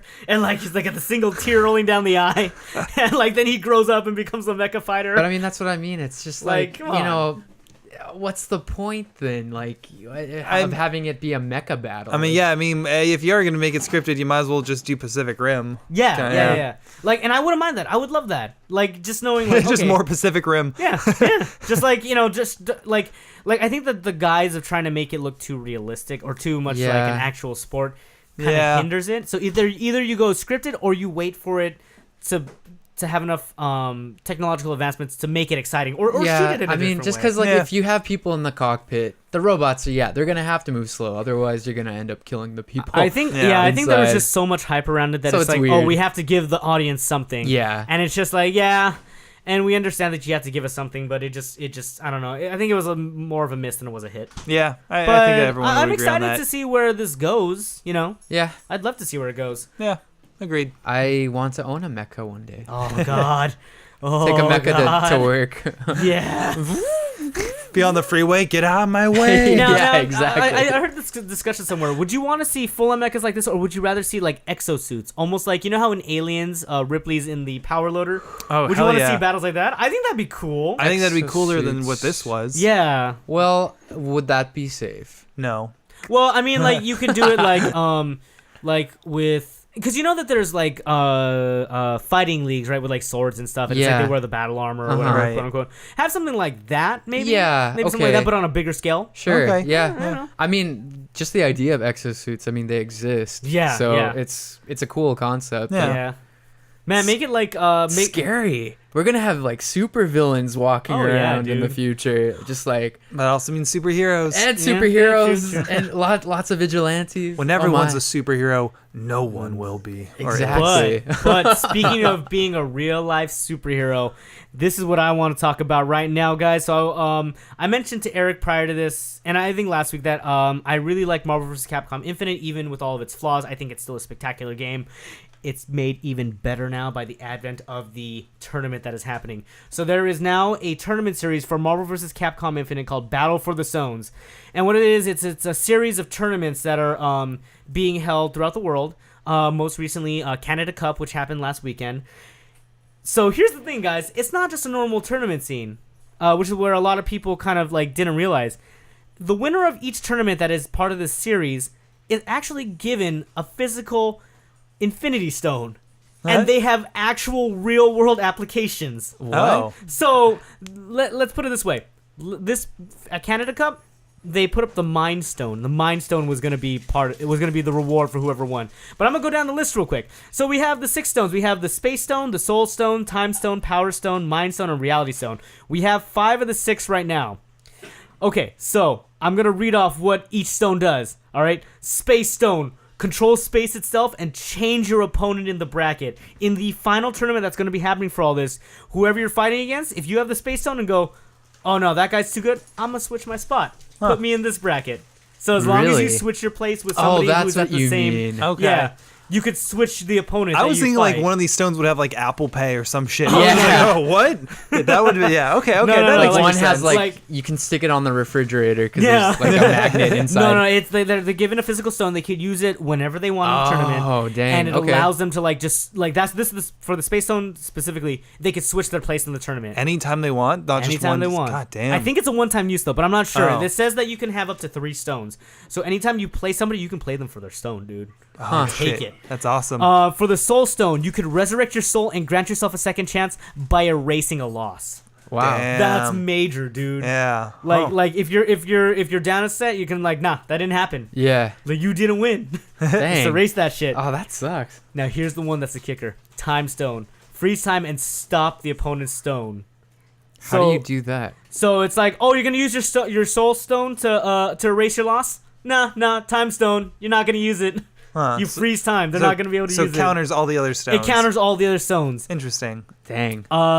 Then the Power Stone was harness your power to guarantee a life advantage because the Power Stone allows you to get the first hit of the match. The opponent cannot do anything. They have to sit there and take the first hit. Oh, okay. So in a game like Marvel where you can have like strings of combos and Yeah, I damages, was about to say. that can almost straight up make it from a 2-on-2 to a 2-on-1. Yeah. So that's crazy. That's why the Time Stone is going to be a huge advantage to this. Man. Huh. Now, the one that just got revealed from Canada Cup was the Mind Stone, and it has one of the... I've never heard of this before in a tournament. Vitamins. The Mind Stone allows you to control your opponent's mind and choose their team. You basically choose who you're going to be fighting. Damn. You can what? be like, oh, you play Spider-Man and Captain America? Nah, you're going to play Zero and MODOK. like, dude, like, this is some apeshit, like, craziness right now. And Isn't that kind of like the first stone though, where you can switch your bracket? No, not really. Not necessarily, because it's only for one match. Oh, okay. Like, you could choose the opponent's characters for that for that one match. So they could switch it afterwards if they take a loss. But yeah, that was the newest stone that was revealed, and we're still awaiting the Reality Stone, which is gonna be held at Latin America Finals from the 2nd of November to the 4th. So I'm excited to see what the Reality Stone is, because what's that gonna be? Do you got any guesses? You have to play outside. I don't know. You have to get in an actual fist fight. Somebody comes in and tells you that your parents died. Yeah, I guess. Fucks with reality. Maybe you have to get like a fucked up controller, like in Maybe- reality. I don't know. know. Yeah, it's just there's like people initially when they heard about the tournament, it was just like, oh, it's a tournament for Marvel, and like, because of the lukewarm reception on Marvel initially was just like, eh. Yeah. People are taking notice now that the stones are being put out there. Yeah, Because this is going to be I some would think craziness. so. Reality Stone has to have something to do, like you do something in real life. Like it has to have something to do with that. So like if you lose, you play like rock paper scissors. You do like a To fucking wear a blindfold. do a sprint contest. I don't know. There's a guy that just breathes down your neck. That's a really fucking cool idea. Yeah, right? It's like this. That's a great. Whoever came up with this system like had really like kind of pinpoints what people love about like superpowers. Yeah, and now some people are like, oh, but then that ruins like, oh, it's all skill. It's like, dude, it's Marvel. Marvel is based upon bullshit. Yeah. So like this is awesome. It changes things up a bit. Yeah, too, exactly. I would say. I think it keeps it really exciting. But I'm looking forward to the Reality Stone. Which one would you have? Which stone? I mean, I'm pretty bad at things, so I would probably want the Power Stone to try to get that first advantage. Mm-hmm. True. But if you drop it, Then then you lose your advantage. Yeah. Maybe the Mind Stone. Yeah, I'm kind of liking the Mind Stone. Just be like, no, I'm gonna choose these characters for you. Because I'm pretty bad too. But even if I had the Power Stone, I don't think that would help me much. Yeah. So, but here's the thing: now that everybody's like knows what the power is, everybody's gonna want to try to come up with a secondary team or third or fourth, backup team so that they can be good with whomever. So how do you enter this? You just enter any. Well, there's multiple tournaments that are part of the series. Yeah. And it's gonna end with like the final tournament. Yeah. So you can enter whatever tournament is in your local area, or just wherever. But like you just enter it like any other tournament, and you have to win that tournament. Yeah, Yeah, but it looks like definitely, these 5 have already won. Yeah. 'cause So they the have last winner was Timo, who was straight up just a dude from Canada. Kind of just not so much out of nowhere, kind of out of nowhere, but just like he's been in the circuit a while. Yeah. Never really made like super huge headway, but like he won it. It was like the underdog, Rocky story. Okay. So representing Canada in their own tournament, Nice. wins it. Fun story. That's interesting. So that was gonna be my second story, but there's also some bullshit. Dear Time Ooh. Warner user, fuck you, Time Warner. Thanks, Time Warner. There's also some bullshit that happened at the tournament. So Sam, you were asking how you get into the tournaments, right? So you sign up, you go under your name. Are there whatever. like hundreds of people? There's hundreds of people. Dang. So you sign up and then you play your sets, and if you lose, you're out, and whatever you can exempt. So there was a guy named Quackbot. Who's been around a while. He placed third at Evo at one of the events for Marvel, Marvel 3. But he just got caught pulling some bullshit. So Quackbot went in, and he got eliminated. Yeah. Then hours later, he was streaming, and he got back in the tournament under a different name. So what people are saying is that, or what the tournament people found out was that he paid somebody off to register under their name with a different handle, and then he just showed up and just said, "Oh yeah, I'm this guy," and played again. And he says that he's done this before. So now the question is, how many people have done this? Yeah, and when I'm it's sure tournaments it's like happened Evo, before. when it's tournaments like Evo, when it's huge, like thousands of people, how are you gonna find out about it? But they straight up just banned him. He's like, he's banned now. Damn. He's apologized, but it's like, nah, dude, Too late. he screwed people over. Yeah. Because it's like the people that lost to him. Like it's like, he shouldn't have gotten a second chance. Oh, that sucks. So they actually had to reset the pools for that bracket. Yeah, It was I'm pretty sure rough. now they're gonna be a little more strict about. Yeah, how Yeah, people they're gonna be sign up. watching for it. Yeah. See, that's dumb bullshit. That's bad bullshit. The Infinity Stones are good bullshit. Oh You yeah. can switch around the stuff or eliminate a loss. Yeah. This is the good bullshit, and then you have the bad bullshit, which is straight up just cheating. Yeah. Like what's to stop you from having like 7 friends that just say, hey, we're gonna sign up, and then you play each one. You play whatever one. You play whatever name, and if you're if you don't happen to play yourself, then you get an automatic win. Yeah. Yeah, Like, that's it's pretty really bullshit. dumb. Dang. But yeah, so that's what happened at Canada Cup. There's a lot of good stuff happening with Marvel versus Capcom. I know you guys aren't super huge fighting game fans, but Yeah. I think some of this stuff is interesting because it has to do with like superheroes and everything. I guess if you count Super Smash Bros. Yeah. as a fighting game, People argue that, but I'm gonna say Yeah. that it is. I love fighting games, but that's just Super Smash Bros. Yeah. So I'm gonna skip this next story then. It's just basic stuff. Dragon Ball Z Fighters announced Nappa and Captain Ginyu. Okay. Cool. Super cool stuff. Who would want to play Nappa? Dude, Nappa, well, because he's different than all the other players. He's Because he's a super heavy, and he can just dole out the pain. Captain Ginyu, you can change people, and you can also call him the Ginyu Forces Strikers. Oh yeah, I get Captain Ginyu, but Nappa, I don't know any of his skills. He's got the mouth laser. He's got he throws 2 fingers up in the air and the ground explodes. Huh. Yeah, there's a big following for Nappa. More so Okay. than like Raditz, Like Okay, Raditz, I no, don't think fair. we're making it. I was actually pleasantly surprised that Nappa did. But yeah, they're coming out. Dragon Ball Z Fighters still shaping up to be one of the best fighting games coming out. Okay. wow, Cool. Okay. And you could expect it at 2018's EVO event, which just got their trailer. They set the dates for next year. It's going to be August 3rd to 5th, Friday, Saturday, Sunday, 2018 in August at the Mandalay Bay again, which is awesome. I'm glad to see that there's even more people entering and that it's become such a big thing. Like we talked about esports and everything, and this is like the Super Bowl of fighting games. So Sam, if you're interested, you can watch on Twitch and stuff. They did Super Smash Brothers. They have Tekken. We're gonna see Marvel coming out next year for MVCI. We're gonna get Dragon Ball, of course. Street Fighter V as well is always like the mainstay. You get some epic moments like what we're watching right now, which was called the "Don't Wake Daddy" moment, where it was just this epic win. Bayonetta winning Smash Bros. Do they do now when they do Smash Bros? Do they do just the new Smash Bros, or are they going to do Melee as well? Melee was a side event that wasn't on the main stage for the last day. Like that had its own finals, but Smash Bros 4 was what was on the it was on the main stage at the Mandalay Bay Arena. But it's super hype. Check out the trailer if you want. It's really cool. Jeez. And yeah, I'm definitely gonna be going next year. All right, next news story. It looks like a lot of fun. Yeah. It is. Next news story that we have. Well, we have a lot of news coming out of the Paris Games Week that happened.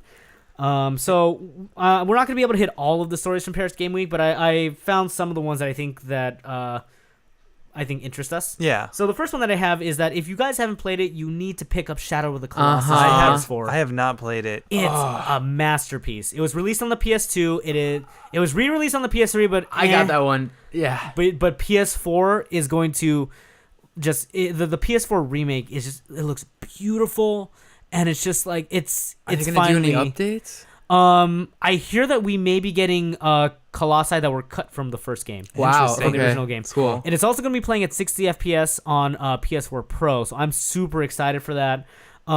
It's Rarick. Do you know anything about it? It's like Monster Hunter. Yeah, kind of. Yeah. It's like all it is just boss fights. Yeah, basically. yeah. But basically, it's you have to find the Colossi, you have to scale them, you have to find out how to beat them, and then you have to complete each one. Is like an open world kind of where you just travel? There is an open world. There is an open world that you can traverse and find these colossi. Okay. But there's not much else to do. Yeah, I mean, besides fighting. It's just a beautiful, desolate it's world. 3D Cuphead. Not it's just a bunch of boss fighting.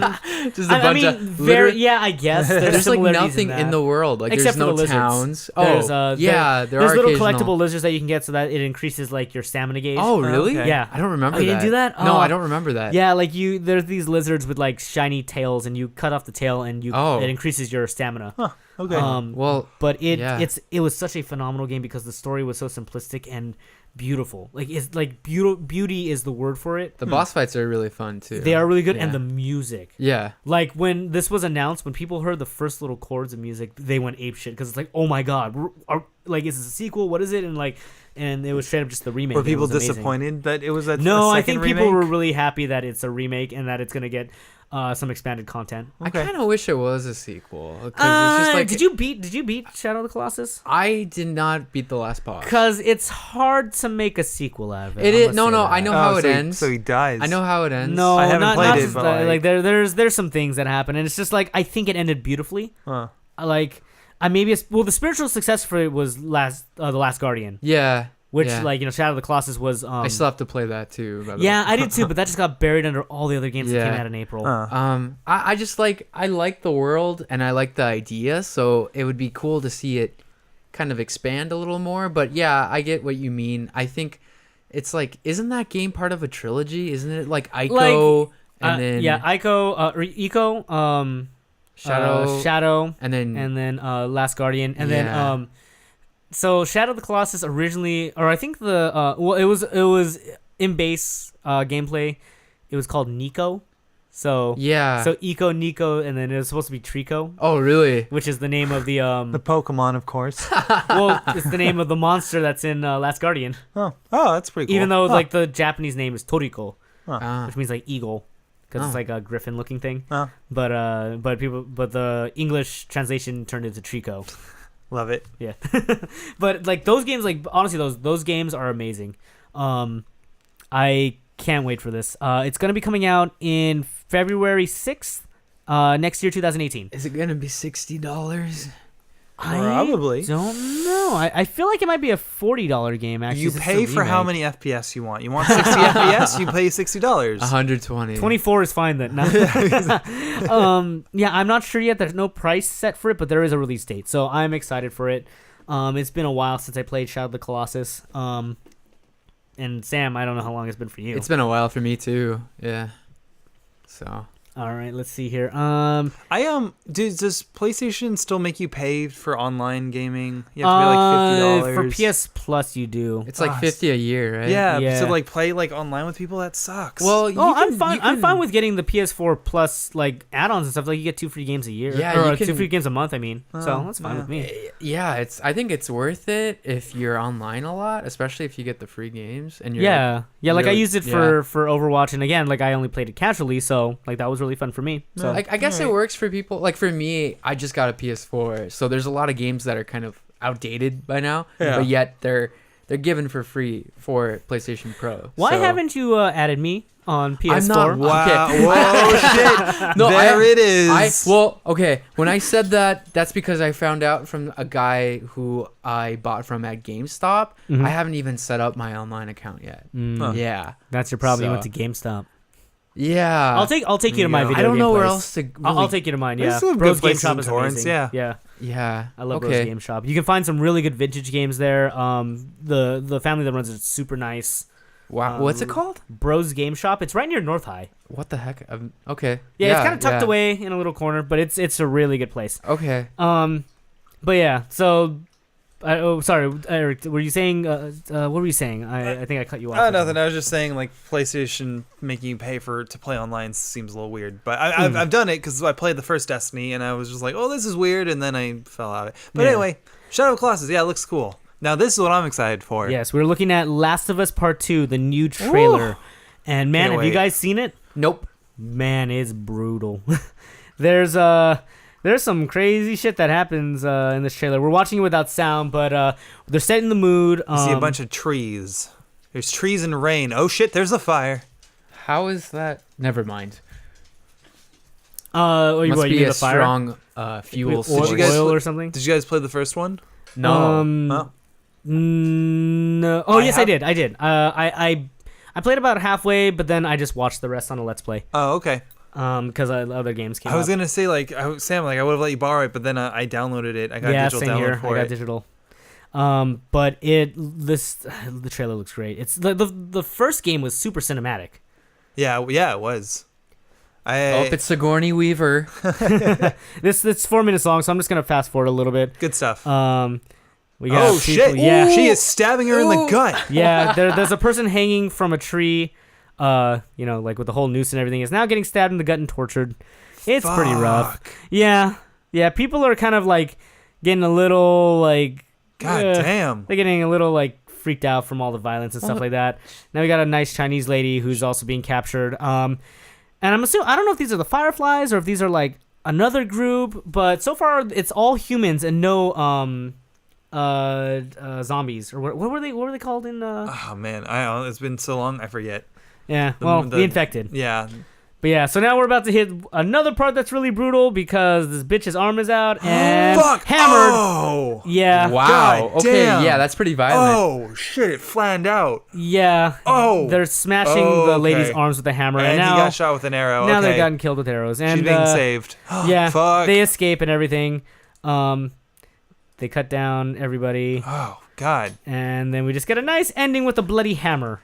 Fighting. There's the zombie right at this. Yeah, the zombies making their zoomies. Yes. So, I mean, Last of Us 2, from the first trailer, looked hype as shit. This is going to be even crazier. God damn. Yeah, Naughty Dog killing it, man. Love Naughty Dog. Naughty Dog, really? Yeah. Going from Crash Bandicoot to... Oh, you didn't know that? Yeah. They went to Jack, and then they went to Uncharted, and now Last of Us. And it's their journey, man. I didn't know that. Wow, that's crazy. Yeah, it's super cool. Fuck, that was hard to watch. Yeah, man, if rough, right? If they should do like a cinematic Crash Bandicoot. That would be so cool. Last of Crash. I mean, like it's such like a I don't know. I guess because I was really into Crash Bandicoot as a kid. I think that would be really cool to see like a really like epic like Crash Bandicoot game. Yeah. I think I heard that there was a movie that was in development back a while ago in like the early 2000s, but then it got stopped or something. Yeah, that was a while ago. Yeah. I think I'd rather see a Jack and Daxter movie, if I'm going to be honest. Yeah, I think there was more of a story in Jack and Daxter. Yeah. I used to love Jack and Daxter. Me too. I got for PS3, I got like the trilogy set. Yeah, oh yeah. So good. That's a great trilogy, man. Because it's like the first one being a very just straight up platformer. Yeah. The second one kind of being GTA, and the third one being a mix of the two. Oh, the Yeah. second That was, one like, is great. Yeah, the second one's great. Oh my gosh. The next game that we have that looks great is Spider-Man. Oh, can we What is play this? this without the sound too? Marvel I have not seen Spider-Man? this, and I love Spider-Man. Yeah, this is this is the game. Okay. this is the visual trailer or the story trailer that was So no gameplay? No gameplay. They Dang. showed off gameplay at E3. Yeah. But this, unfortunately, we're listening without sound, so we're not going to be able to get any dialogue. But Hi, my name's Peter Parker. I don't know. but when I watched this, it's they reveal that Mary Jane knows who Peter is and everything, and Okay. he's getting frustrated because there is somewhat of a lack of crime because he put Wilson Fisk away. Uh-huh. But Wilson Fisk is The saying bad guy like from Daredevil. yeah, he was a Spider-Man villain too. Oh, interesting. The Kingpin, basically. Huh. Oh yeah, The that's Kingpin right. was saying that, hey, I'm a bad guy, but I was the one that kept order in this town. Huh. So now that his seat is vacant, there's going to be more villains that are coming up, including, I believe, the main villain's an Asian guy, or from this trailer that we're looking at. I don't recall the name, but we see a nice explosion. People are panicking, they're freaking out. He did the Nappa move. He just put up his hands and everything exploded. Exactly. We got some demon masks going on. Huh. He's Yeah. switching contrasts. Yeah, that's a hell of a superpower going negative. And I like Spider-Man's new outfit, the red, white, and blue American flag Yeah. Spider-Man, as I'm going to call him. But I also hear that we're going to get Miles Morales in this in the game. Well, he's in the trailer. Yeah, it's going to be awesome because Black Spider-Man is awesome. Now, Spider-Man's had like some pretty like a lot of franchise video games kind of suck, but Spider-Man's had its like moments. In Yeah, games. one of Spider-Man my 2 was good. Yeah, exactly. Spider-Man 2 was awful. Really? Really? Go back and play it. The web swinging was awesome. Wait, are you thinking of? I'm thinking of Spider-Man 2, Really? based off of Spider-Man 2 from Sam Raimi. The game is actually awful, but the web swinging is awesome because that's what I mean. One Yeah. dev Yeah. was saying, we need to improve on this. I can do it for free. Like, let me just do it. And they said no, so he had to sneak in after hours and make it himself. And then he That's pitched it funny. to them, and they said, okay, fine, it was good. Well, but if you that's go what back makes and it actually play awesome. it, it's not a great game. I'm Because sure. I remember having yeah. it. I'm And sure remember, it didn't age well. like, the swinging was great, but the actual game was not. Huh. Yeah. I was gonna say one of my favorite Spider-Man games was Ultimate Spider-Man. It had a very nice cell shaded look, really good web swinging, and you also got to play as Venom, like a proper Venom. Huh. He didn't have any web swinging; he just jumped everywhere. I think it was the same development team that did Hulk: Ultimate Destruction, which was one of the. I want to say it's the best Hulk game that there is because it was open world. Hulk literally smashed everything. Okay. Really fun game. But yeah, Spider-Man. I guess I'm just gonna call it 2018 Spider-Man or PS4 Spider-Man. It's looking really good. Are there going to be like? Because we didn't really get to see any villains. Do you think they're gonna have villain characters? You missed it because it was really quick, and I think we were talking. The Oh. Shocker's in there. Oh, okay. Huh. Well, I'm not too big of a fan of Shocker. nobody there was a is. banner that said there was a banner that said Osborn on it. So I'm Yeah, guessing Norman we'll get- Osborn was That'd be like cool. being reelected as like mayor or Yeah, whatever. so I'm guessing we'll get As Spring mayor, Goblin oh in God. there. Yeah, so we'll see what we get out Okay. of it. I'm excited. Yeah. I mean, Yeah. I love Spider-Man. I probably Yeah. won't He's get awesome. it, but I think it's cool it's out there. Yeah. Next story that we have. Monster Ooh, Hunter. this is cool. I have Monster not played Hunter Monster World. Hunter. I played the original Monster Hunter on the PS4. Oh, sorry, PS2. Oh. Sorry, PS2, and I thought it was, Already it was on cool, point. but it was a little like at the time for me, it was a little too like in depth, a little Right. hard to play. Yeah. But you've seen the huge boom that it's had, like on the Nintendo 3DS and everything. This is the first proper console Monster Hunter in a long ass time, which a lot of people are excited about because all the other ones previously were still using PS2 character models. Oh, ugh. okay. So yeah, but they're gonna have a beta for Monster Hunter World in December, and PS4 players are gonna get a special little surprise because they get to play as Aloy from Horizon Zero Dawn. Oh, that's cool. They get like her outfit and everything, and like the bow. that's So that's a cool that's melding. pretty sick. And I mean, like she's basically hunting mecha monsters anyways. Do you so. have to have Horizon Zero Dawn to play her? Or No, I just believe anyone with they give PS4? you the skin if you're a PS4 That's player. awesome. Yeah, so I think that's really cool. Sam, I remember you were interested in it a little bit. Yeah, I mean, it kind of reminds me of Shadow of the Colossus. I've never been into Monster Hunter, but I've seen some they've shown like some of the monsters that you can fight. Rathalos. It looks really cool. Like it's definitely a game I would play. I feel like I want to play it just like if I were to ever DM a Dungeons and Dragons game, it would give me idea for like other monsters to put in besides what's in that's not a bad idea, Like, actually. I just like the idea of exploring and fighting monsters. So that's straight up really what that cool. is. That's exactly what it is. You could also play as the monster hunter in Marvel vs. Capcom Infinite, who is, from what people are saying, the best character in that game because she's straight up just a rip from the Monster Hunter games in a fighting game, and it works perfect. What Neat. the heck? Okay. Yeah, it's really cool. And it's cool that they use the female Monster Hunter. Yeah. So like, that's really cool. So we can move on from there. I don't think we really have too much to say except that it looks really cool. And, It does. Yeah, I'm excited for it. That might be one of the few things like I get from like this roster of what we're looking at. Yeah. Next up, we had the Destiny 2 DLC announcement. Yes. It's called The Curse of Osiris, and it's going to launch on December 5th. Now, Eric, you recently picked up Destiny. Well, I pre-ordered Destiny, and it recently came out on PC like Right. a couple weeks, or a week ago, actually. Like, yeah, very recently. And I'm already level 20. I'm already at like 250 armor class. Now, do you know if this DLC is coming out for everything, or is it just coming out for consoles? I'm sure it comes out for console first, and then it'll come out for PC after. Okay. I'm sure that's how it's gonna, because that's how I'm sure it's not ready for PCs, just like the game wasn't ready. Like even like the game's a little buggy. Like not gonna lie, for PC the game's just a little buggy here and there. Well, the good thing about PC is that you can get mods for bugs and everything. Yeah, exactly. So I'm excited for this. I hope it's not too expensive like Destiny 1. Like I hope it's not like a $30 like upgrade for every single DLC that comes out. When I was Taken ridiculous. King was a good one, or what was the one that was like, it was the first DLC that was like ridiculous, right? The first, because when I played Destiny 1, I bought the first two and then I quit because it was just like, this barely added anything. It was so expensive. I don't want to keep buying more and more for this game. So hopefully they've learned from that mistake and this will be a cheaper DLC. I mean, I it seems like it. I mean, or at least a more like expansive DLC. Yeah, I think they definitely are learning. Looks $35.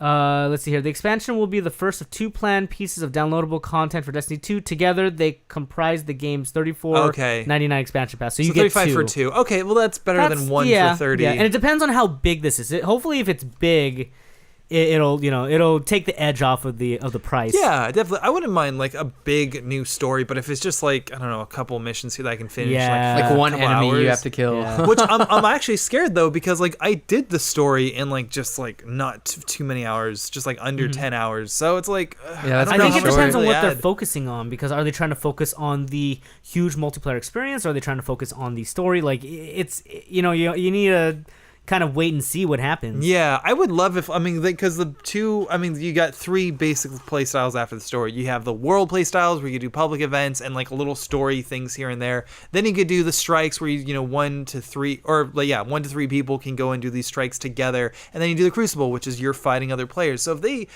found another, a fourth option for like how to interact with other people, I think that would be a better idea than just adding a little more story, because the story mode is literally just to get you to the mode where you're just like mining for better gear and fighting, and playing with other people and getting stronger. Like the story mode is really just like, it's really just kind of the tutorial kind of like, it's a very glorified tutorial because it goes by quick. It just gets you to level 20 and then the rest of your time is spent playing with the other players. So I don't know.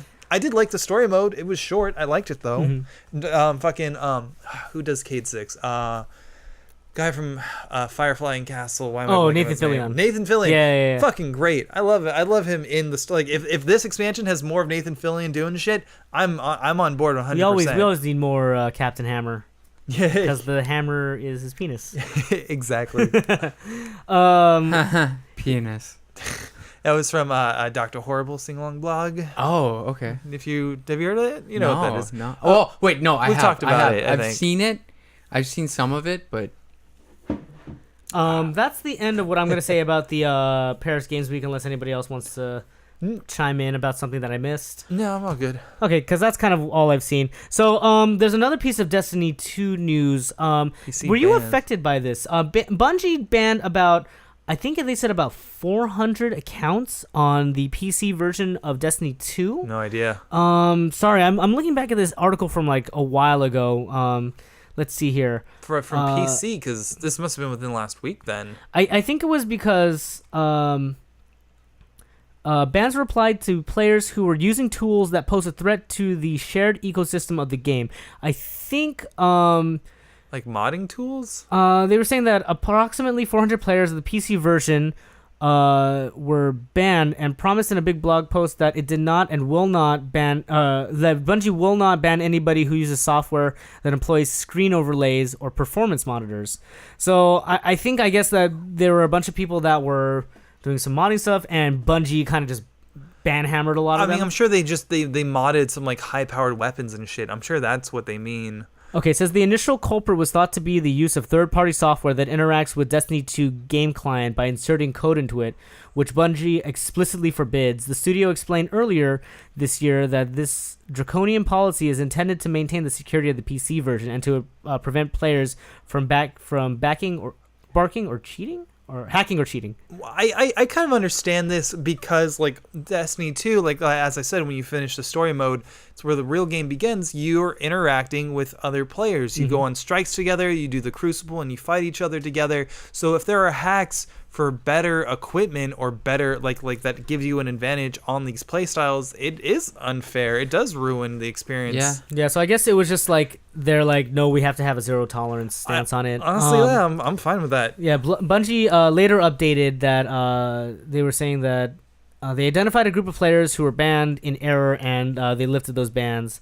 But the bans, they said, for some reason were unrelated to the use of third-party applications, so there's no clue as to why they were banned, but like weird, it was lifted. But yeah, I was wondering if you heard of anybody that got like affected by it or saw anything.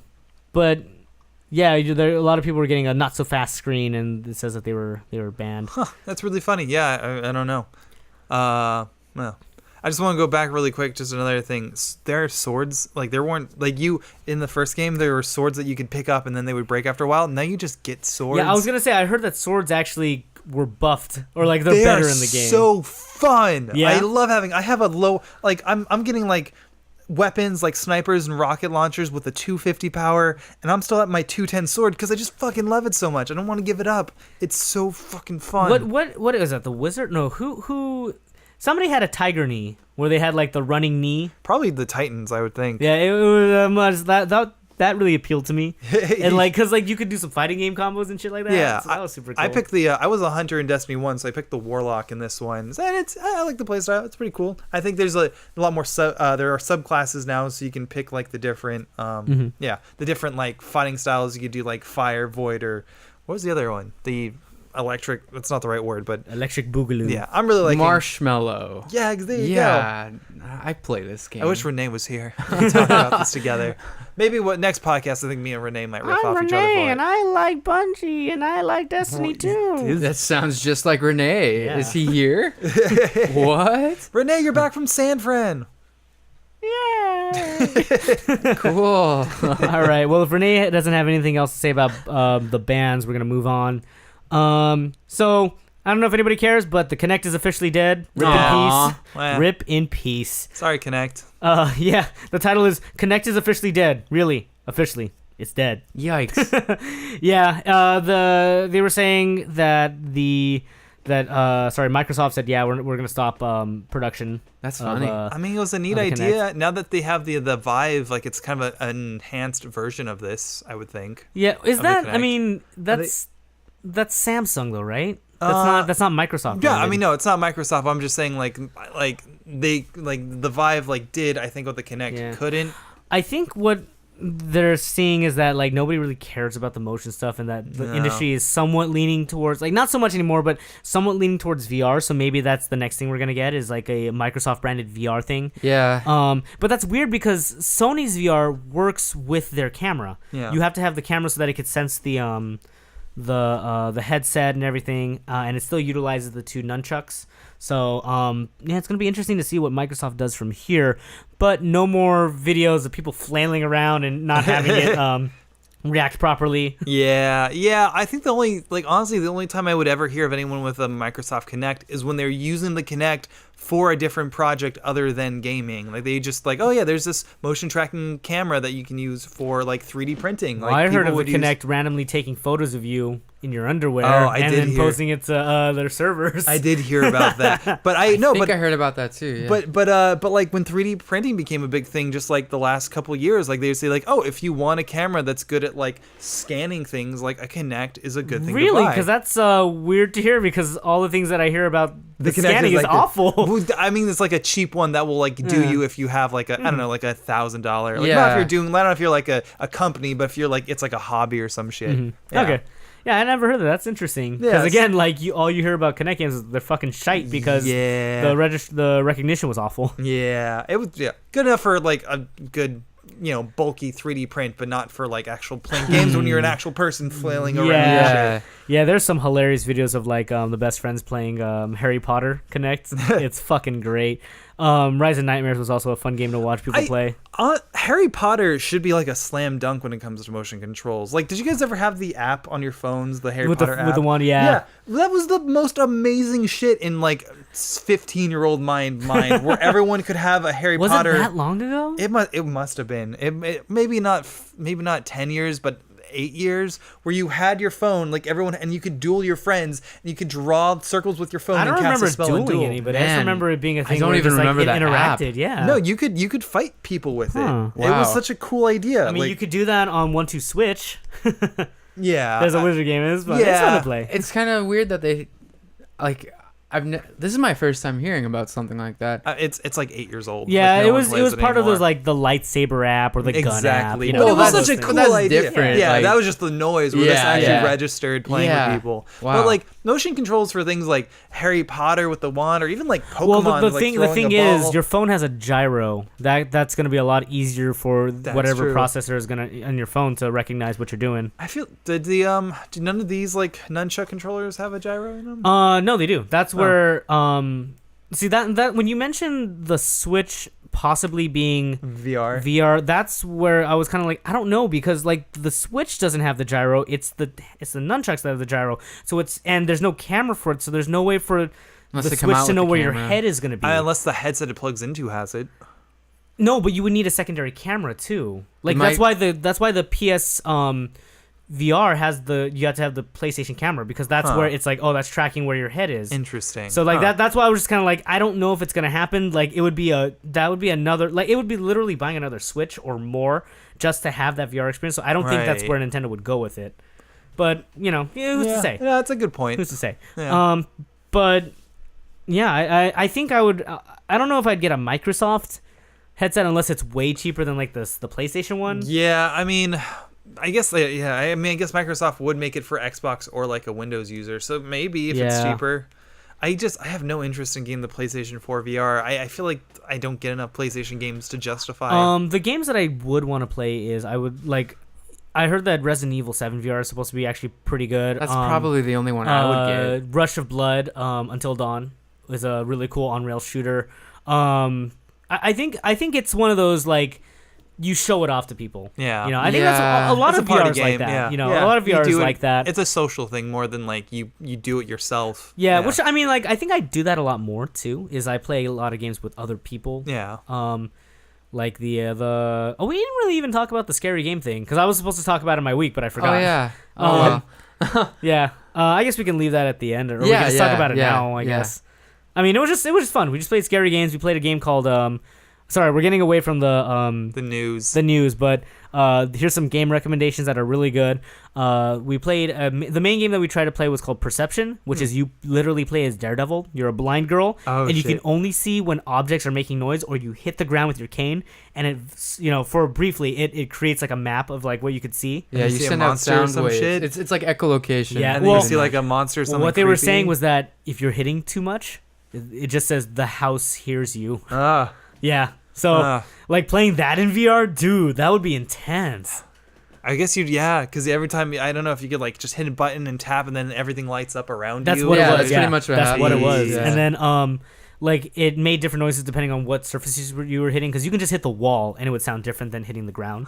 But it's like when you try to do it sparingly, when you hit it on the ground after not hearing it for a while, it's the loudest sound that freaks you out. Yeah, and you hear noises if you do it too much. Yeah. I mean, it's a horror game, so like of course you. Well, yeah, but I mean, like, it's totally. When I was watching you guys play it, I wasn't as scared. But when I was actually playing it, I was getting creeped out, and I can't even imagine what it would be like with In a VR. VR. Yeah, Sam wanted to switch out pretty quickly. Yeah, it was stressful. Another game that we played was just all one word, I'm scared. And it's one of the best indie horror games right now. Because it's one of the ones that actually fucks with your computer. Like, whenever anybody is done, they have to uninstall it, because rumors are it still fucks with your computer.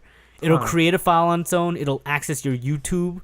It'll just fuck with you. I don't want that. Yeah. That sounds like really like not cool. Like, No, it was pretty. I think it was pretty cool. But that It's a different gaming It's almost like experience. a creepypasta kind of thing. Yeah. okay. I mean, okay, sure. It is kind of it is, and it That sounds seems creepy. super intrusive. Though. Yeah, I wouldn't. yeah. I would just want to deal with that. Which is weird, because my friend Dylan, who was the most like, no, I don't want people tracking me and stuff, he loved it. He's like, I need to play this game to see how far it goes.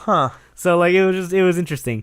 And then we played. I guess for like someone like Eric, like, because you're getting freaked out about it, and you weren't even there, so I guess it adds like a different kind of emotional element. Yeah. Like to like when you're playing it, like, because if you were playing it, you'd probably get really freaked out. I guess like if it's fucking with my computer, but that's not the kind of fear I want. Well, I no, don't- exactly. Yeah. That's why it's different. Like, I wouldn't want that either. Yeah, So that's not the fun kind of fear. That's the kind of like it's gonna put me out $1,000 kind of fear. Yeah. Well, yeah. actually, Dylan was saying that the original game, the original version, was straight up just a virus. Oh, Yeah. So that like again, it was a virus that was easy to get rid of, but it was still a virus.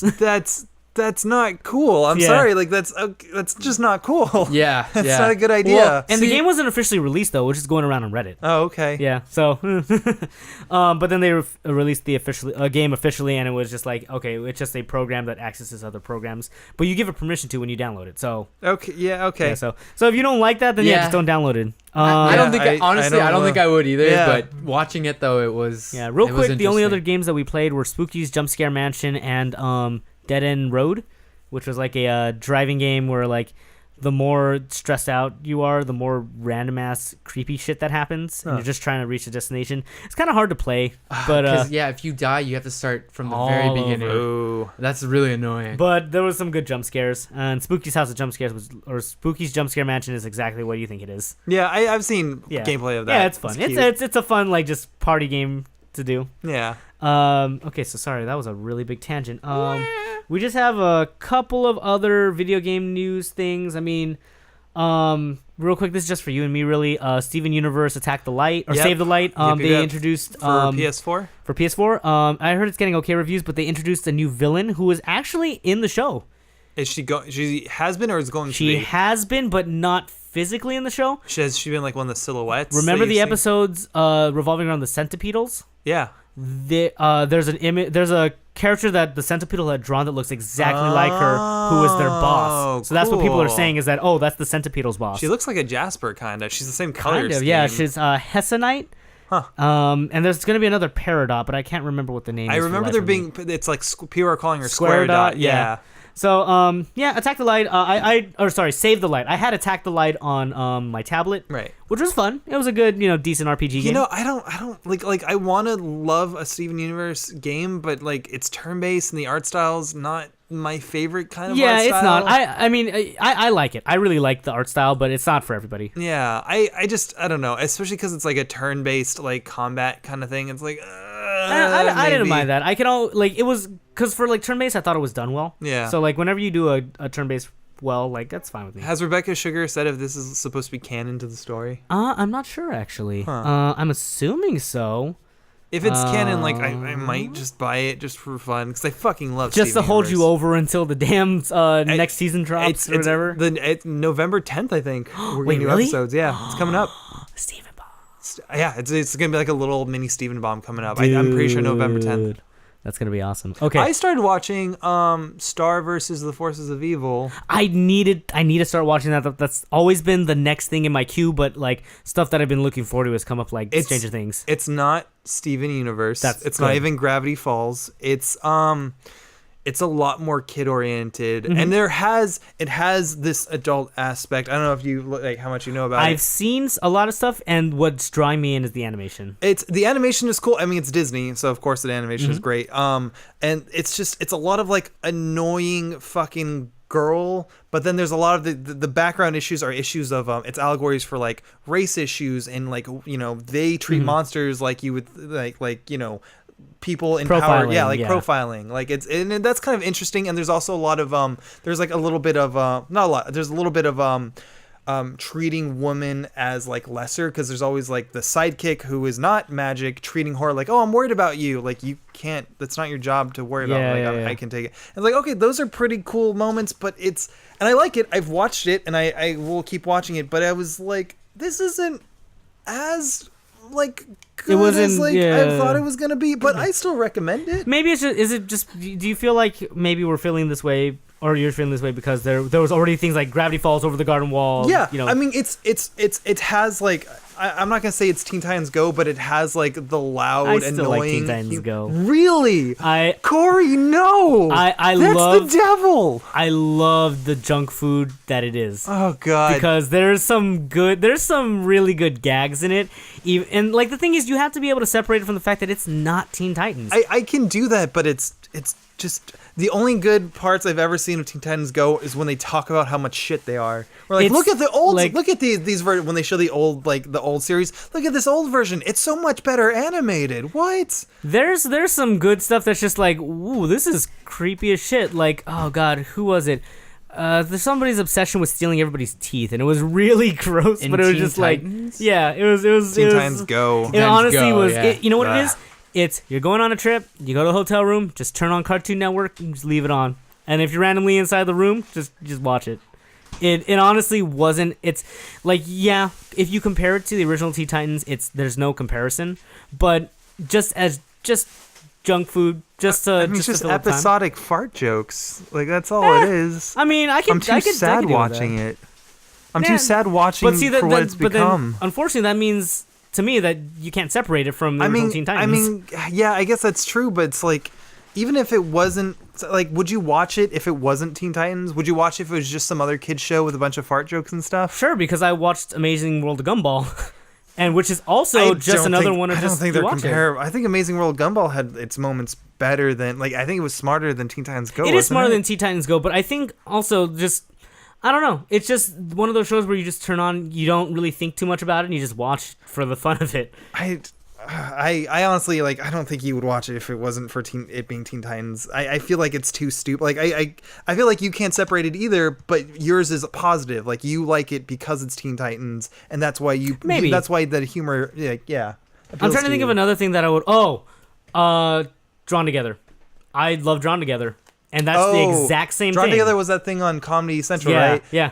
Yeah, but that I know it's a bad show. That was dumb in like a really dirty way though. But like I liked watching it because there's a lot of meta stuff, and it's just like it was just fun. You don't think about it. Yeah. So like that's my example for it. So I mean, like, say what you will about Teen Titans. Like, I'm not gonna say you're wrong for saying Teen Titans Go is awful and shit, because it is. Okay. But I can enjoy that. That's fair. You know. Is it on Netflix? Teen Titans Go? No, it's on Cartoon Network. Yeah. Okay. I don't think I would recommend it to you. It might be on Hulu. It might be on Hulu because there's a bunch of Cartoon Network shows on Hulu. Because I love seeing, like, there's a lot of episodes where Robin is just like, he's literally just a parody of himself. And you're right. You're right in which, like, I like the fact that it is from its source material, but I think I can also enjoy the stuff that like the teeth being stolen was so random and gross.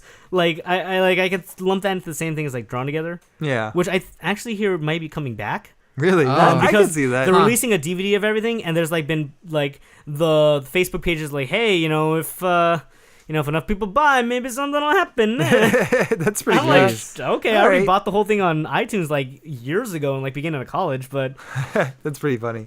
But yeah, there's definitely a lot of things that would turn people away from Teen Titans Go and all that other stuff. Yeah. How do we get to Teen Titans Go? I don't know. We got to. I was talking about Star versus the Forces of Evil because jumped from TV show to TV show. Okay. Yeah. Anywho's. Can we move on? Yeah, let's do it. All right, one last thing. Super Mario Odyssey is dope. That's it. Yeah, I haven't bought it yet. I think I'm gonna let. It's already sold 2 million copies. God damn. Yeah, and people are saying that it's literally the spiritual successor for Super Mario 64. That's what I've been hearing. Okay. I mean, but I hear that it was based off the failure of Super Mario Sunshine. Is that considered a failure? Yes. Because I thought people loved Sunshine. It's all right. There's a following, but for the most part, people were disappointed. It's not that strong of a game. Yeah. Like, I beat it, and I was just like, Wouldn't then Galaxy be the spiritual? Because Galaxy was a hit. Galaxy it was 1 a hit, and but 2. it was different than 64. I guess. Was it, though? But what they're saying was that just this is, like, the how Nintendo breathed life back into the Mario franchise with N64 is the same way with Mario Odyssey. But that's what I've been hearing from other people. I don't know if like that's the general assumption of the game, but I've been hearing people saying that like it's the best game. Like these could also be from people who didn't play Galaxy, right? But people were saying that like it's the best Mario since 64. Yeah, I haven't played Galaxy, so yeah. So but it's doing gangbusters and people are loving it. If I didn't blow all my money on this past weekend with Halloween and the show and whatnot, I would have gotten this. I'm gonna save it for Christmas. So my girlfriend, my girlfriend needs ideas for things to get me. So this is an easy like. Give me just give me this. Yeah. And she has told me like, okay, I'm gonna get it for you, but I'm gonna be playing it. I'm just like, but then get fuck. Yeah. Whatever, man. It's a Christmas gift. You can't beggars can't be choosers. I told her like, okay, so the rule of gifts is you can't play it until I've played it. You have to let the person play the game. You have like, well, that's true. Yeah, you have to let the person play with their yeah. own gift first. And she said, okay, well, I'll just buy my own gift and then you can borrow it because you're the one with the Switch. I'm like, dang, that doesn't make you any son sense. of a bitch. I know. Well, yeah. Well, it's like she wouldn't give me like she just buy it for herself and not give me that for a Christmas present. When would she play it? She's up in Davis. While she's down for winter break. Like that's when she would play it. She'd try to play through the entire thing while she's down. She would keep it? I guess she would just leave it at my apartment because I'm the one with the Switch. I mean, to be fair, I did that with MGS4. Like my friend hadn't beaten it, so I was like, well, you're gonna be working. Can I just take it? And I just beat it in one night. Yeah. And just like give that. No, 2 nights. Yeah. Okay. Either way, gonna get it soon, just not yet. Yeah. I feel you. Same thing with me. Actually, maybe waiting till Christmas might be a good idea. My sister has the Switch. I'm gonna try to force her to get it. Maybe try to play it if she lets me. Do you have a younger sister or is it older? I have a younger sister. Oh, okay. Yeah. What was she in my year? What year was she in? No, she was 2 or 3 years younger than you, I think. Oh, so she must have been either in the same grade as my sister or one of my friends from high school. Okay, yeah. Sorry. Yeah. But yeah, it's Super Mario, man. How can you hate on it? No, seriously. The 3D, like even if like Sunshine didn't get a big following, I want to be a T-Rex. Yeah, that too. I want to be a T-Rex. But I was gonna say like I think the 3D Mario games have all been successes in their own right. Have all been good games. Yeah. I mean, Mario Sunshine isn't a bad game. It's just not as good as its predecessor. It wasn't as flushed out as it should have been. It felt short to me. Yeah. I did like the idea of introducing Bowser Jr. Yeah, that was cool. Yeah. I liked him with his mask and using Jr.'s hung around. the water pack, whatever it was. Yeah, that was cool. I liked Flood. Yeah, it was a cool idea. It was good different. ideas, but just like the execution was a little lacking, I guess. Yeah, but it was cool. All right, that should be it for video game news. So speaking of Nintendo, so remember how? Or did we talk about this at all? There was a Japanese movie revolving around Pikachu being a detective called Detective Pikachu. So there was a petition to bring it over to the States and have Pikachu voiced by Danny DeVito. I did see that. Oh, I remember. Didn't I see something about The Rock? That's my next piece. So Danny DeVito's a no, but The Rock might be Pikachu. I would be so down for that. Guess what? It's a live action one too that's being made. Really? I am so down for that. Dude, so okay, it's not just The Rock that's being considered. We also got the likes of Ryan Reynolds, Hugh Jackman, and Marky Mark.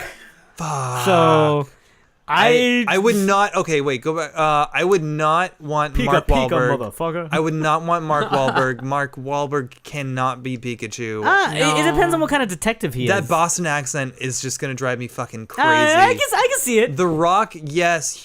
Ryan Reynolds, I can do no wrong. I would watch Green Lantern just to watch Ryan Reynolds. or The Rock would work for me. Yeah. I don't mind Hugh It depends Jackman. on what kind of detective you're going with. Like if you're going grizzled, probably Hugh Jackman. after like Logan, you know. I mean, I've never like the thing Marky about Mark. I can see him being just like a smarmy ass asshole detective. I don't want that. I don't want fucking smarmy Mark Wahlberg and his Boston accent being all Boston-y. But like, I don't know. That seems more realistic to me than The Rock being Pikachu. But that's why that's as a funny. detective. That's why it's awesome. Okay, yeah. Yeah. But it's just like, I just want to see Pikachu through the people's eyebrow. I can totally see Pikachu with The Rock's act. I can visualize that in my head. I cannot visualize him with fucking Mark Wahlberg.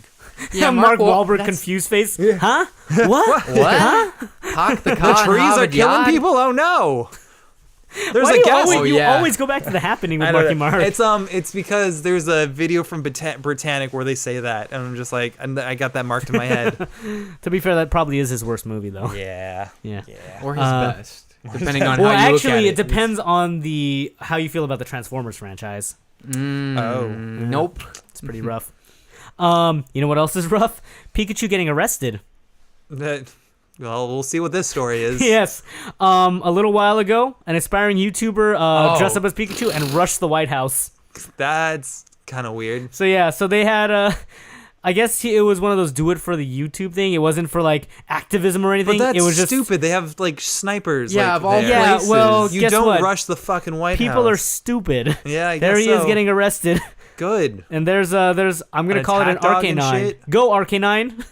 That's good. I really like that because there's a Cops- canine. There's a cops use canine on the taser. dog. Cops use taser. It's ineffective. It's super effective. He's a Pikachu. He could take lightning fights. I'm gonna He's a mess up my shit- life and rush the White House. Like, That's a yeah. Yeah. You don't rush when you should know there are gunmen at the ready. His there. reasoning was that like, oh, I'm gonna do it when Trump's not there, so security will be lax. That's not how that works. No. That's not how any of this works. He could have just rushed like a mall or something. Yeah, dude. Fucking yeah. Anything else? I think Literally he's, anything. He's going to court starting November 9th. Well, yeah.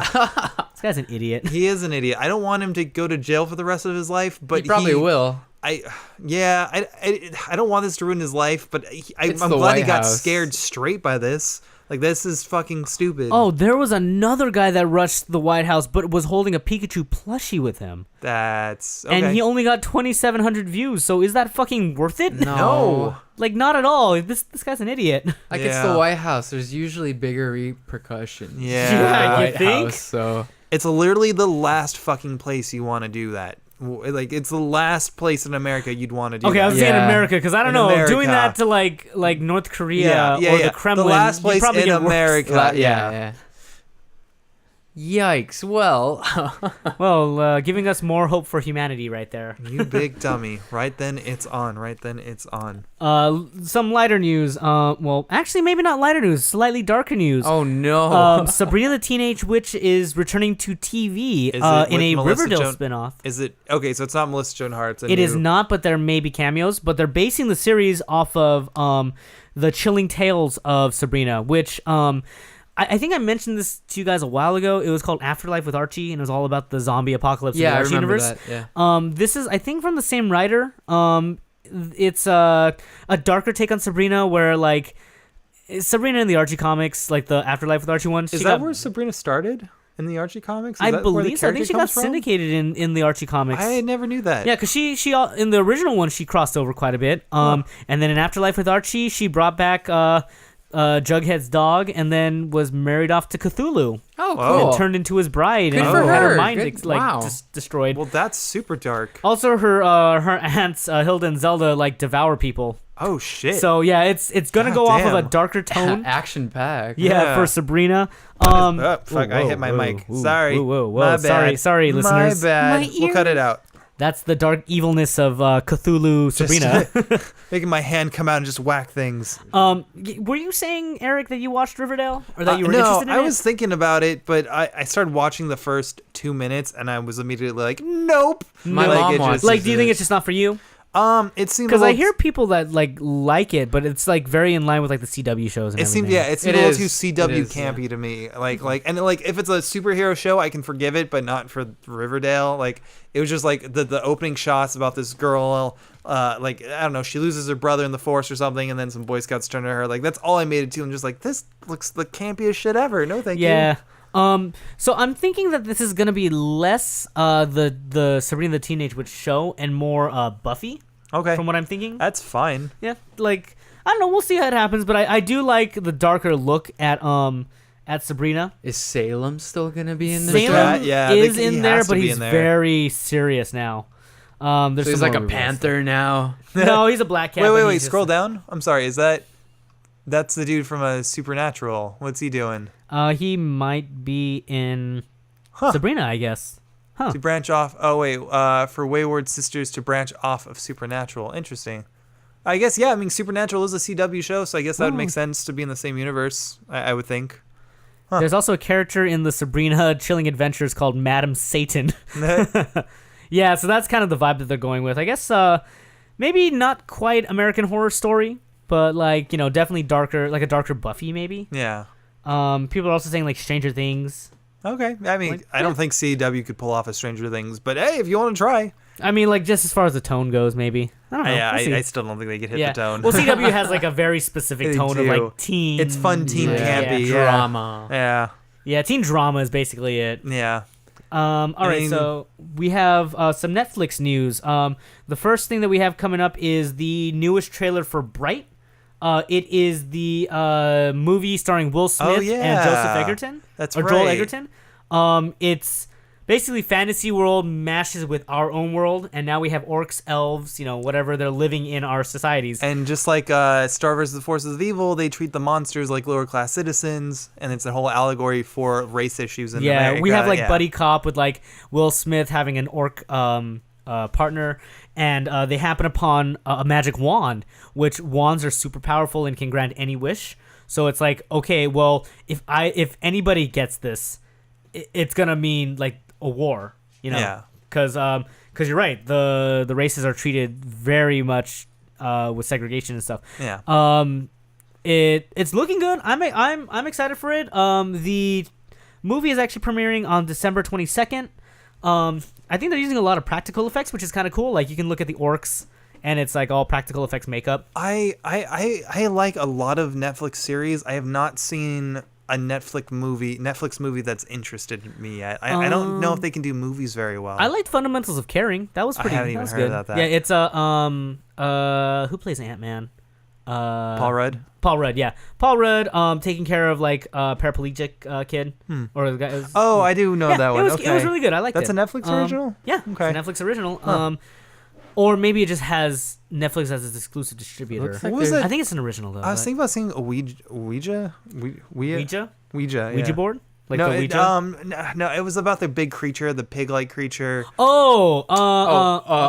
Okja, yeah. I heard that that's looked kinda amazing, cool. Yeah, but, that looked I haven't good. watched It was yet. all right. I saw it. I liked it, but there was something about it near the end. I was sort of like, Put it's one off. of these movies that has like a subliminal message in it, and I Right. feel like sometimes it can hit the audience a little too much over the head. Okay. With messages like Little Happy Feet. heavy-handed. Yeah. Like, did you guys watch Yeah. Happy Feet? Yeah. Oh, I used to love I that. did in not like how high it school. ended. Like when it suddenly turned into this big. Eco.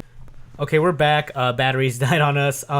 So sorry, listeners. That was really weird cut. Yeah. Whoa. We can reality. I don't know, maybe we can if you guys want, we could try to intercut after this part and put it back. We could start right on Happy Feet. And I think the it's viewers fine. will be none the wiser. Nah, I think it's fine. No, I want to treat the viewers like shit and cut them out and make them. You know what's really random? I'm What's sorry, that? we're not going to get back on the subject, but Sam kind of looks like a real version Timmy Turner right now with his hat and the hair. I totally see it. Huh. It's a little weird. More Timmy Turner than Drake Bell was. When he Yeah, did the live Jesus action Christ. movie. Ugh. So you're talking about Happy That's Feet a and how there compliment, was a I little guess. Happy Feet was a little heavy-handed with his message and stuff. So I mean, that's kind of how I felt with Okja, because I was like, okay, this is going somewhere, and then it just has that kind of weird subliminal mess. And I'm not saying I don't agree with what Happy Feet had to say and with what Okja had to say. I just could have thought it done was better. it's like they're literally like, hey audience, this is what you should do and think, and yeah. So, but Okja, it was good. It's a cute movie. Yeah, I think Okay. I think though you are right. I think Netflix series are a lot stronger than Netflix movies. But Yeah, definitely. if something comes to mind, we could talk about it. Or Okay. if anybody has any suggestions, they can let us know. Moving on to one more Netflix show. well, maybe not one more. Another trailer that dropped. Raising Dion is a show coming to Netflix. Raising Dion. It didn't get a lot of press, but I'm actually really interested in watching it. It revolves around Michael B. Jordan. Yeah, Michael B. Jordan is going to be in it. But it is a superhero show based off of a short film and comic book by creator Dennis Liu. So it revolves around a single mother who is raising her kid who suddenly has superpowers. So it's kind of done through she's self-filming herself. Okay. And it looks really interesting. It's like all about trying to get him to go down the right path. Right. It's like the prequel to the prequel of how the person gets their powers. But or the superhero coming to power. But it's Michael B. Jordan, so he's going to be an adult, right? It's not going to be a kid. Well, I don't know what his role is actually. Oh, like he might be the like kid the is dad somebody or something. else completely different. But like he may be like a different character in there. But what's really cool is that they're getting the original creator to direct it. Oh, that's awesome. Like he not only wrote the short film, he made a little comic based off it, which you can see in this corner right here, and you'll see in the link. It looks really cool, and it's very like it doesn't play too heavily from the initial trailer. I don't have it right now, but the initial trailer I remember from watching it, it wasn't super heavy on the like, there's bad guys and there's a conspiracy of everything. Like there's a little bit of that, like he has superpowers, so people are like, trying to find him. But it's mostly just about the mother's interaction with the son and how she's trying to raise him. Not just a kid, but raising a superpowered kid. Yeah, that's pretty cool. It was really like when I saw the trailer. I recommend you guys go watch it when we can watch it with sound. It's really cool, really sweet, and something I'm definitely looking forward to. Yeah, it looks like it's a cool concept. Yeah, it's and the cool thing is that it's not based off like a Marvel thing or a DC thing. It's a mostly original, story. So I think Damn. Without having to have that bias of like, this isn't true to the comic and stuff. Like this kid has a ton of powers. He's Yeah, got that's the thing. psychic. He can teleport. He had that weird energy thing. Huh? Yeah. So Yeah, I like when superhero movies do that. Like they kind of play with like, well, what if this happened in a real life setting? This is kind of like that movie about the 4 teenagers. It's starting with a C. It was Gifted? 3. It was 3, yeah. Oh my god, I loved it too. It was like a found footage thing too. Oh my god. Psych? No, yeah. It's It was like- not that show from ABC or whatever Yeah. Psych was on. It was like a one-word one though. Yeah, I thought for some reason I feel like it starts No. with a C. Chronicle. Chronicle, That's yeah. what it was. Oh, I okay. really Okay. like that. Yeah, it I was like a really Chronicle good film. too. Yeah. It was different. Yeah, it was Yeah. very. Wasn't different. Michael B. Jordan in that too? No, it's like 3 white kids, right? No, there was a black kid. Oh yeah, there was. But I don't know if it was Michael B. Jordan or not. I'm gonna check it out right That'd be now. really it was weird. written by Max Landis, great writer, great movie person, movie person. Yeah, you're right, Michael B. Jordan. Really? Yeah. Huh. Yeah, I forgot. Go figure. Yeah, that was him. Very cool. Wow. But yeah, I'm excited for Raising Dion. Let me see if it has a release date. I don't think it does. I think it's just coming in 2018 or beginning production in 2018, one or the other. Or it must have already been in production. It's got a trailer that looks pretty good. Oh yeah. But yeah, I'm looking forward to that. Cool. Final bit of news. Stranger Things 2. Yeah. I mean, we we talked kind of- about that a good amount. We kind of talked about it a lot. Yeah. We didn't talk about it a lot, but we implied that we have a lot to talk about. Yeah. So I'm not going to show anything from here until we can all watch it and do a spoiler cast on it. Do you have any outside comments that you can make so far? I think it's going great. I'm midway through the season, and I think it's going fine. There are some things that we talked about that are kind of like like you said before. Season 1 had a lot more original, and I feel like the characters' integrities were more original, and I feel like this one is a little less so. But that's like you said, this one seems a lot more story driven. Like, all right, we have this thing, and this is where it's taking our characters. Yeah, because we've already established a lot of the world. Yeah. So we don't have to set that up. Yeah. So I'm excited for it. I'm excited to see season 1. Yes. Yeah. Oh, you should. It's amazing. Yes, it is definitely So probably here. probably like one of the better, if not the best, Netflix series that they've done. Yeah, there's there's Netflix, man, killing it. Killing it. All right, with that, we're going to end the news and go on to the box of mystery. Cool. Woo! Again, this is the Box of mystery. The box of mystery. cake. There's a ghost in the box of mystery that's It's making Renee. static. He's angry that he's not here. He's a superhero. So what the box of mystery is we're going to pull questions from... Hang on, we're having some technical issues right now. Oh boy. Yeah, we're all over the place. Oh, there we go. I think we fixed it. Okay. Okay, we good? Okay, Yeah, cool. I think we're good. Okay, so the box of mystery, you pull questions from it. We'll answer it as candidly as possible, or you can send us questions through Twitter at the Casual Fancast. no, not the catch. It's at Casual Fancast. Yes. Or you Yes. can email us at casualfancast@gmail.com. what was that, Sam? Casualfancast@gmail.com. All right. Yeah, we did it. And we your made it through. questions may Candid. sound a little something like this. When did you stop believing in Santa Claus? I think Santa Claus is spelled wrong in this. That might have. I think I wrote that.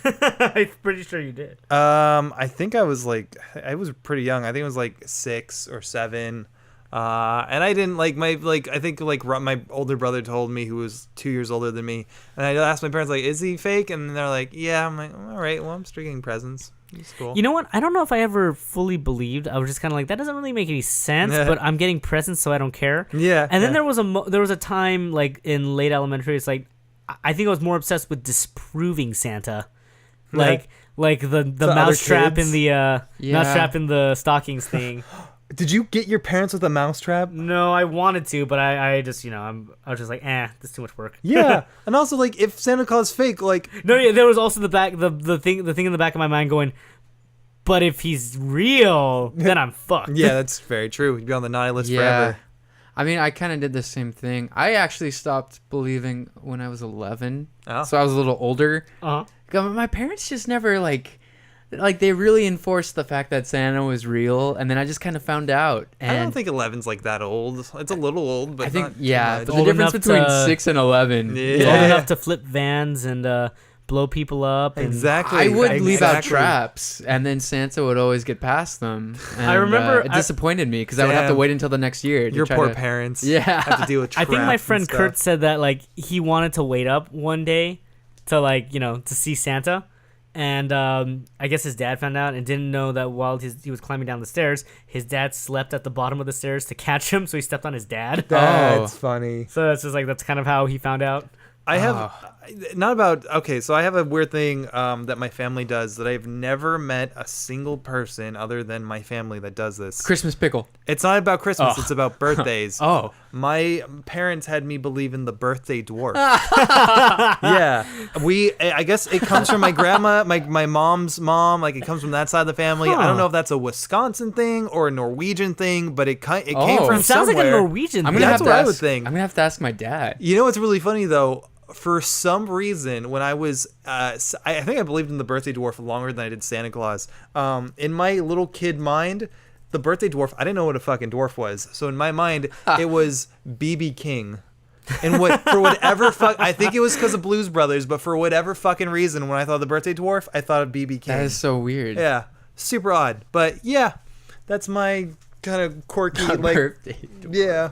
Wow, okay. That's different. That's definitely Special. a thing. That's like something from a sitcom. I'm gonna see. It's funny because I'm gonna make my kids believe in that, but then like Ileana's cousins don't. So my kids are gonna be the weird ones in the cousin family that believe in a birthday Dude, dwarf. you're gonna need to like Photoshop BB King. No, it's not gonna be BB King. Come on, No, come on. That was my own thing. My kids Jeez. don't get that. They can believe in other dwarfs, like actual like small creature things. Wow. Yeah. BB King's just for me. Just for you. Okay, next question. Favorite holiday themed movie? Any holiday? I think we were talking about this kind of, but probably Nightmare Before Christmas. Yeah.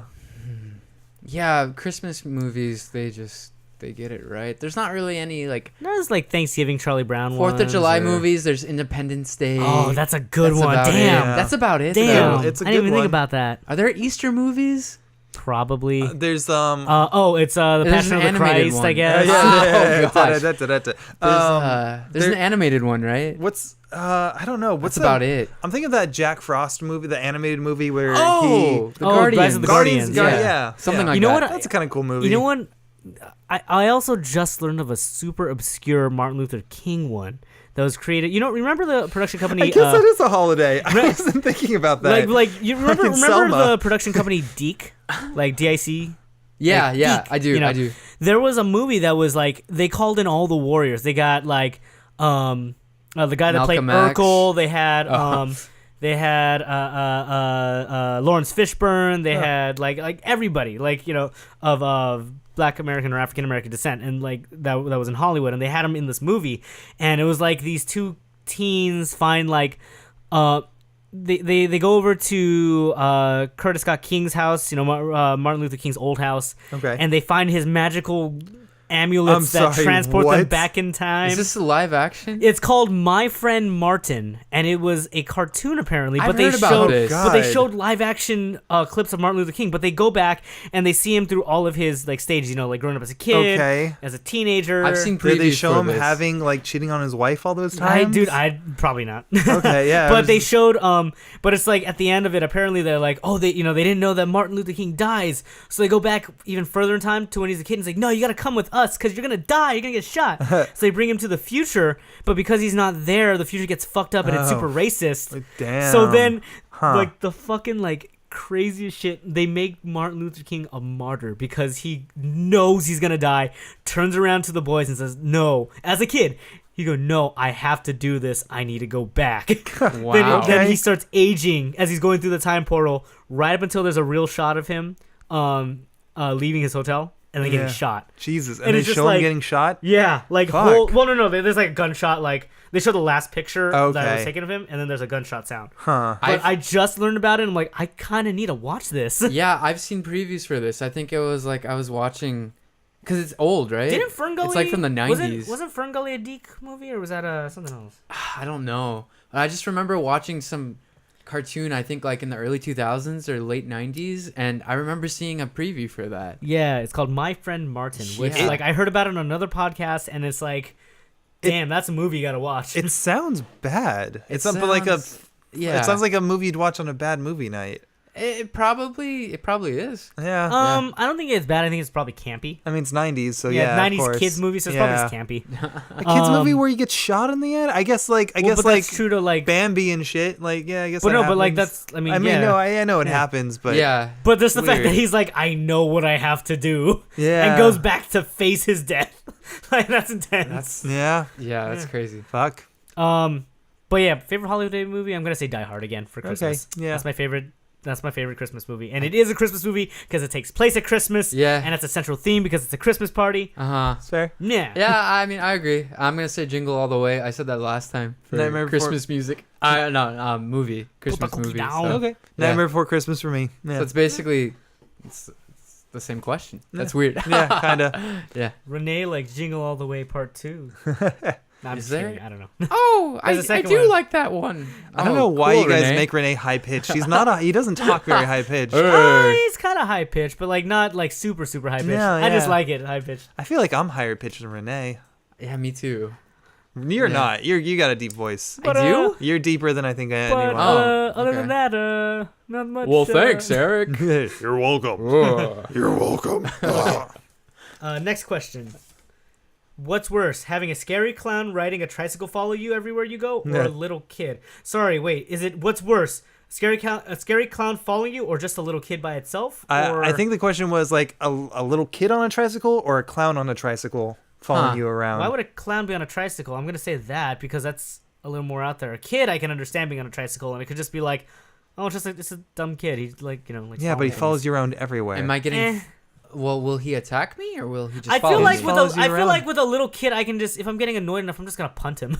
So Am I the only one I who don't know. Boom, and sees? I then don't you know. go to jail. So at least he won't follow me. Am I the only one who sees this? Oh yeah, that's a good question. That's a great question. Let's I don't say know. yeah. You're the only one that Oh sees gosh. Yeah, so it's got to be a clown or just a little kid who's watching you everywhere and just follows you on a it. tricycle. Like I actually don't really care about clowns too much, but I don't know. Like I think I'd rather have the clown No, sorry, I'd rather have the kid than the clown because I can just punt the kid. As long as the clown doesn't do anything to me, I'm sure, like, I would keep him around. You know, if he's just sitting there, on his tricycle. Yeah, I would want a clown watching me too. I don't want a kid watching. What if I'm trying to fucking do stuff I don't want kids to see? Yeah. I don't need a kid watching me. I can make put up with a cookies. clown. Wait, hang on though. Why would I like if that following that logic? Why would I care if I'm the only one that's if he only appears to me? I mean, he's not a real kid. Just whatever. Well, I mean, we're real in some Whatever, entity. demon kid. You want to watch me? All right.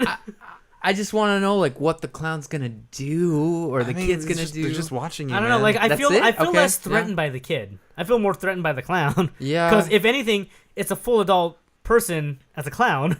Like, a lot of shit can happen. It's like my Kid, my like, childhood if it's self real, is following me. I get that, but if it is real life and people can see these clowning kids, like you're the one hanging out with a kid, then I think that's weirder than like a clown following you around. I think more Just a people would kid be apt to be like, oh, let's help the little kid find his parents or whatever. But help never came. Yeah, then he He'd just always gets find sent his to the way back. orphanage. What a weird question. What a Oh we- my gosh. Who put that in there? Looks around. Okay, next question. How big is your Steam library? I don't gonna have be one. Wow. I think I got about That's not even a me question. 50, 60 games. I think I'm at like 100. Yeah. Yeah. And I mean, like, how many of them are you actually playing? Not all of them. Less than half probably. Yeah, I just I buy want them. to say I- 5% of them I'm actually playing. I buy them because I'm like, I'll play this later, and then a few years later, I don't want to play that. It's outdated. Or it's just like, wait, what's this? I bought this? Like, Yeah. But it's like, man, Steam sales, you just buy it Yeah, really easily. it's like, oh, this is $5. I'll buy it and never play it. Exactly. Just to have it, though, because, like, sometimes it gets pulled from, like, online stores, so it's good Yeah. to have it. Yeah. I don't know. I have Steam every time I make tea. So That's good. Yeah. Unless you're making iced tea. But yeah, that's true. Yeah, you unfortunately. fucking liar. Okay, Not every time. One last one. Wait, how many have we done? 4. 4? Okay, I'm going to do one last one then. What song plays when you leave work? And I'm going to say, like, what song plays in your head as you leave work? I don't get that. I get when I wake up in the mornings, I always have a song in my head for some reason. Like if I'm taking a shower, there's always a different song in my head, and it could be something from Hamilton or a pop song. But it's always different. It's not like one song. I was going to say, like, what song would you want playing as you leave work? Like, okay. that feeling that you have. Anything, honestly. If I picked one song, it would annoy the shit out of me. Like in a week, like no matter which song it was. For this It week, have to be something instrumental. yeah, maybe like a theme from The Legend of Zelda. That'd be kind of cool.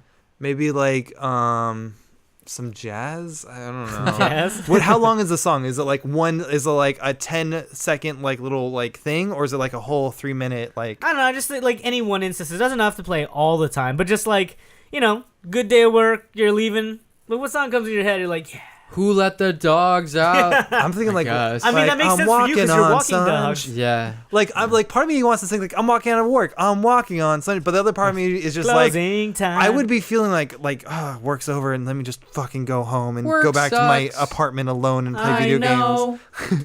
That's a good one. That's a good one.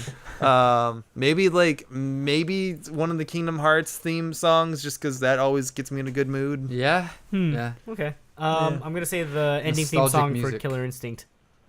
I was like, But like it's slower. That's like the theme. Okay. I totally forgot about that, and like you totally just made that pop up in my head again. Because I remember that's the opening theme too for the first one, for the very first one. I'll give you the soundtracks for the new game that came out because they're fucking great. Yeah, yeah.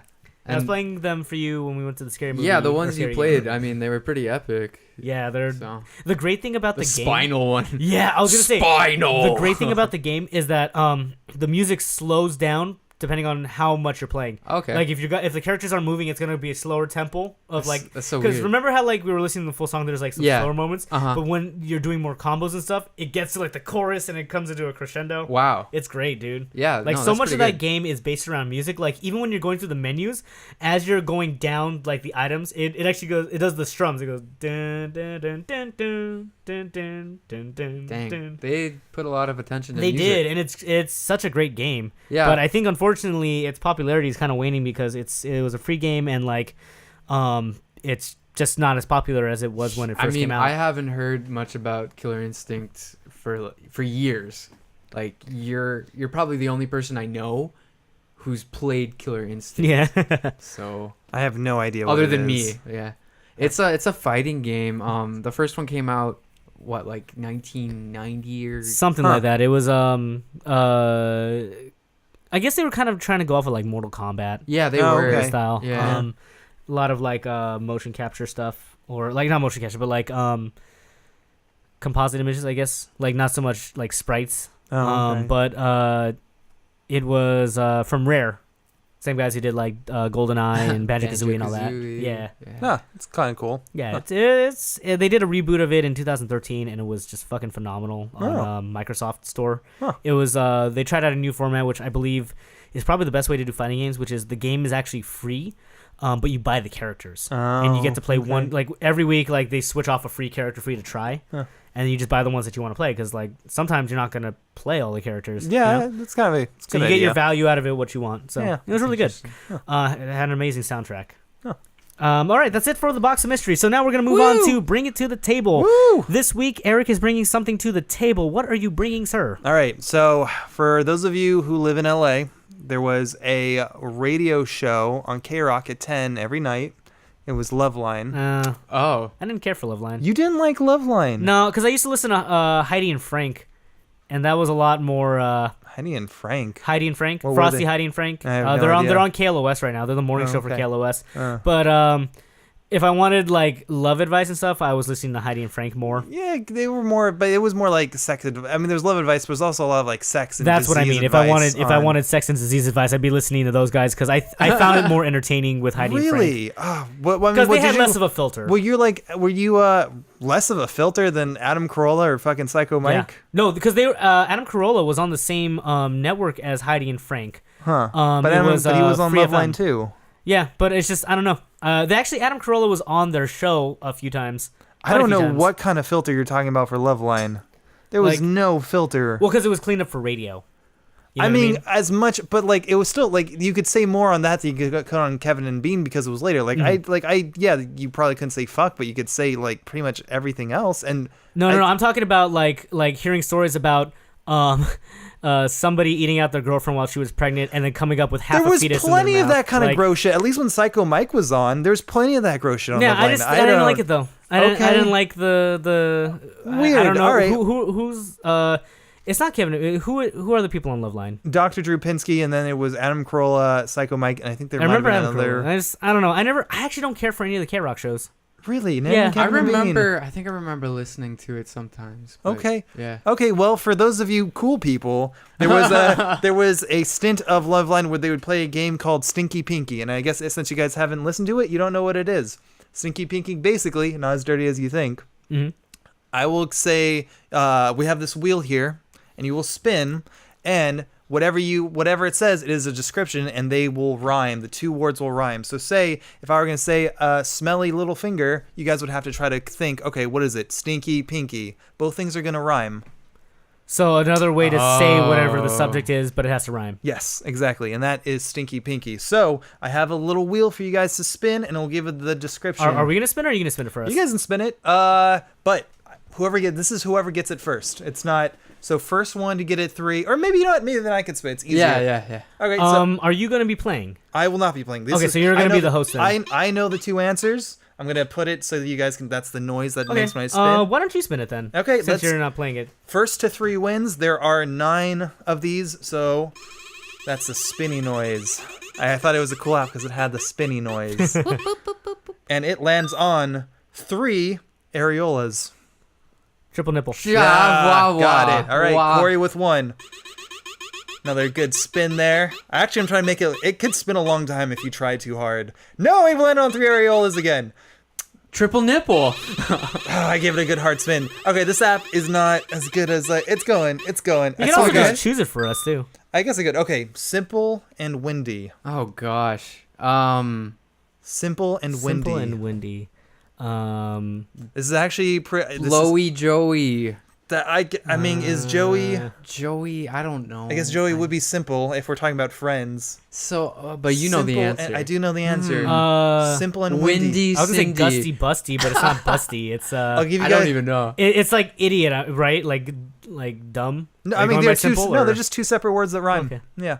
I'll give you guys a hint. It's a catchphrase. Not a catchphrase. It's part of a slogan on a makeup Maybe brand. it's Maybelline. Mac. Oh gosh. Makeup. Yeah. Oh. Wait. Why would we? Beautiful. Easy breezy. breezy. Yeah, easy breezy. You got it. Yes, Sam got it with the easy breezy, beautiful. Okay. Simple, windy, easy I breezy. was thinking simple as like you're an idiot, like you're a simple I boy. think that's the difference between us. Mine wasn't the mean one. Okay, so we're 1-1 right now. Remember, first to 3 wins a gentleman. We win a triple nipple. Okay. Who's triple nipple though? That's the thing. Renee's. This is a I didn't realize I had nipples twice on here. Okay, cow nipple and margarine. Utter butter. Butter. Sam got it. It was just right in there. Okay. Does it matter the order? Because I said butter udder right when like the same time. I guess. I guess it does, but depending on the yeah. words that you gave it. So what Yeah. was the words that you gave? Cow nipple and margarine. Okay, so yeah, he would have Udder beaten me butter. because I said butter udder. Yeah, rather than and udder butter. I think Sam finished first. I don't know. We can call that one a tie. There's like 9 on Yeah, here. give it to Sam. I said the wrong order. So that's Okay, we've gotten some of the easier ones. There are some like kind of trickier ones here. I think. fine. I mean, we're not really keeping points anyways. I'm keeping points because I'm the host. Damn it, simple and windy. This is why I need like 20 things. Cindy Windy.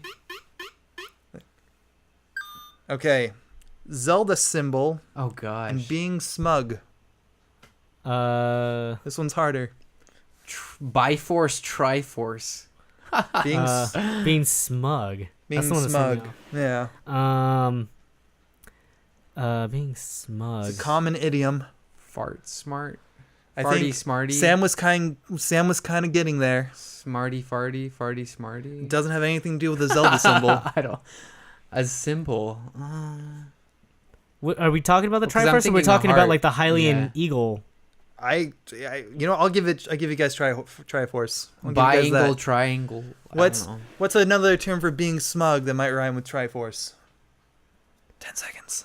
I'm actually not sure. Not off the top of my head. Yeah, I am so bad with All right, these. then we'll call it a draw. It was Triforce High Horse. Being on your high Oh. horse. But hang on, are they phrases or are they said words? Because high horse is technically 2 words. I mean, as long as they rhyme. I guess they should have said. I guess Oh they should yeah, have said. you might have wanted to Okay. preface that because that's a little. Okay, it doesn't have to yeah. just be word. High That's horse. my bad. As long as there's 2 phrases that rhyme, I guess. 2 words or phrases, yeah. Okay. They just have to be rhymes. All right, I'll give that to me. All right, I'll chalk that up to mine. That was a harder one. Now, I'll say are that. these ones that you wrote or These are you mine. found? These are my. Oh, okay, that ones. explains why it's a little. How dare you? How dare you? All right, this one's an easier one. You guys should get it.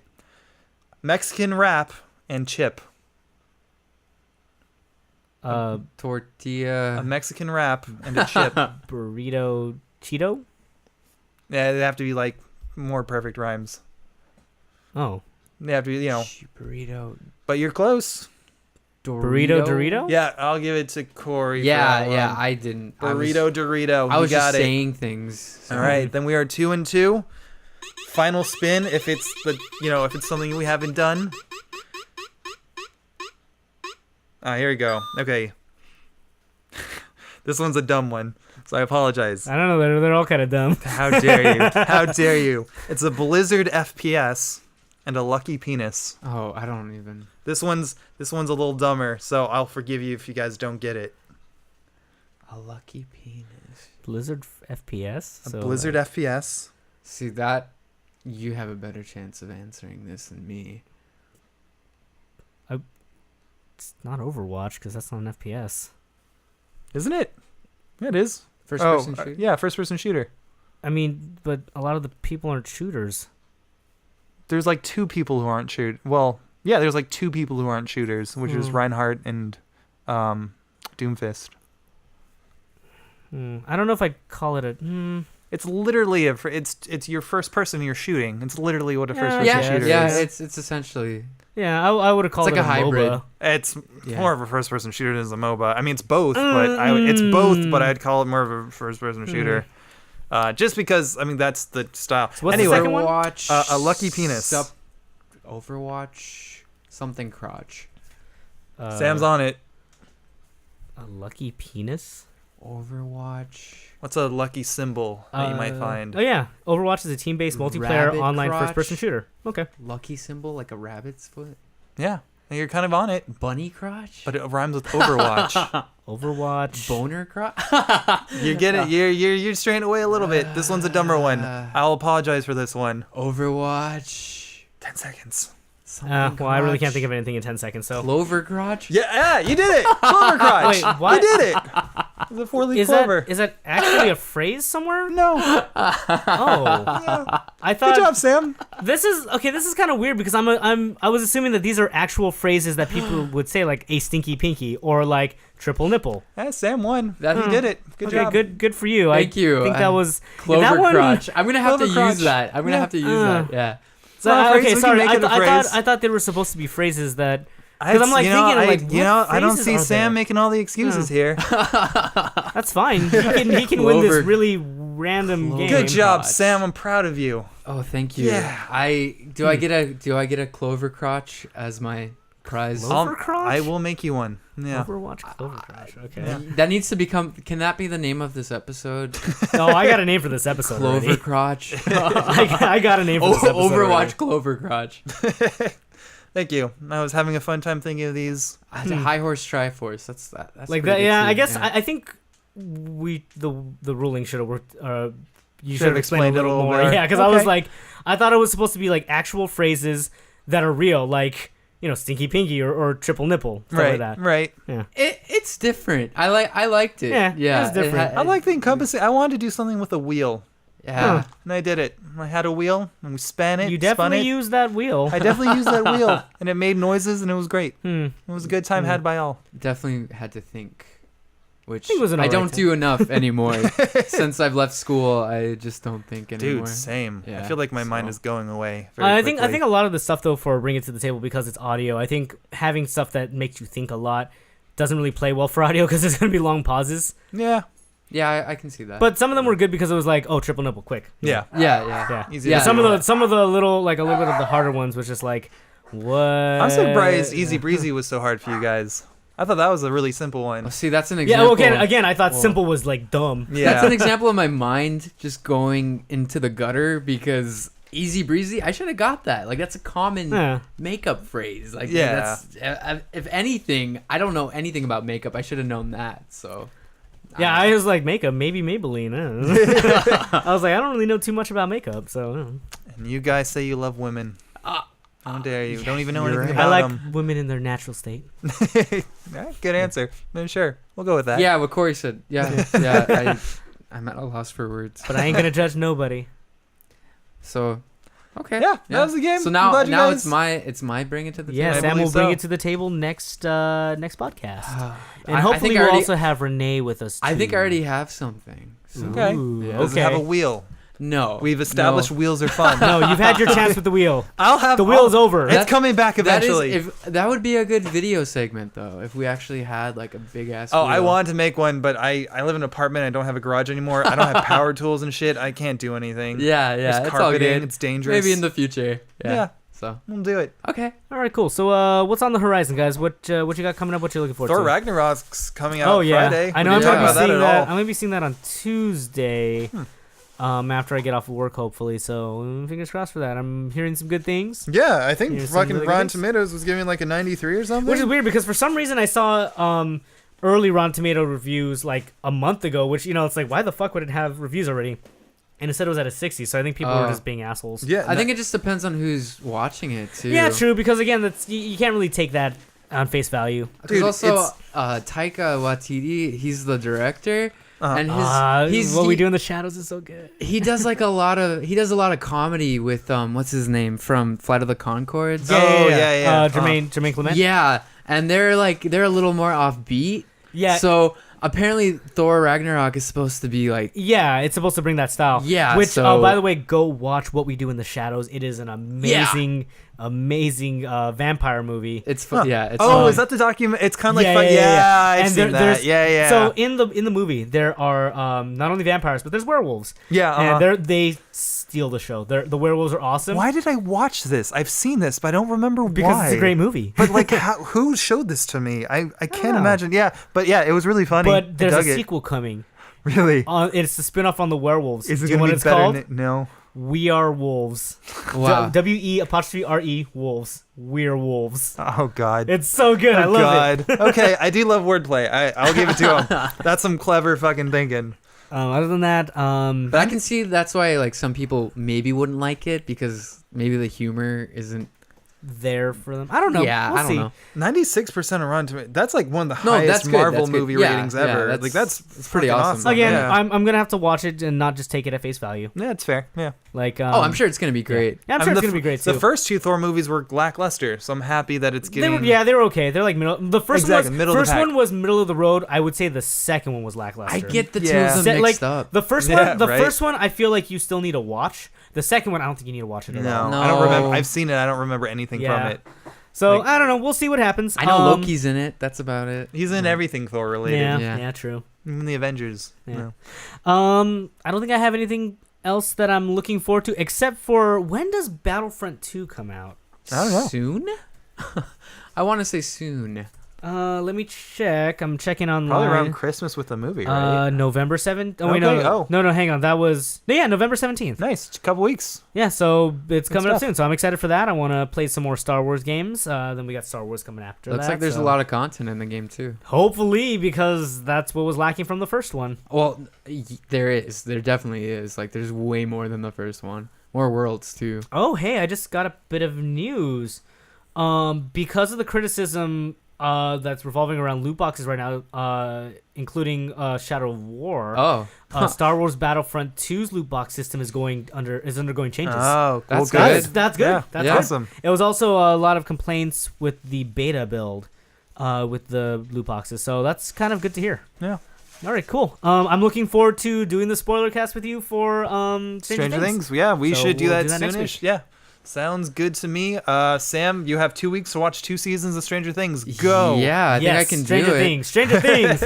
I can definitely do it. We'll find out, what the mystery is with 11 and if BB King is really the birthday dwarf. Yeah. Yeah. BB King.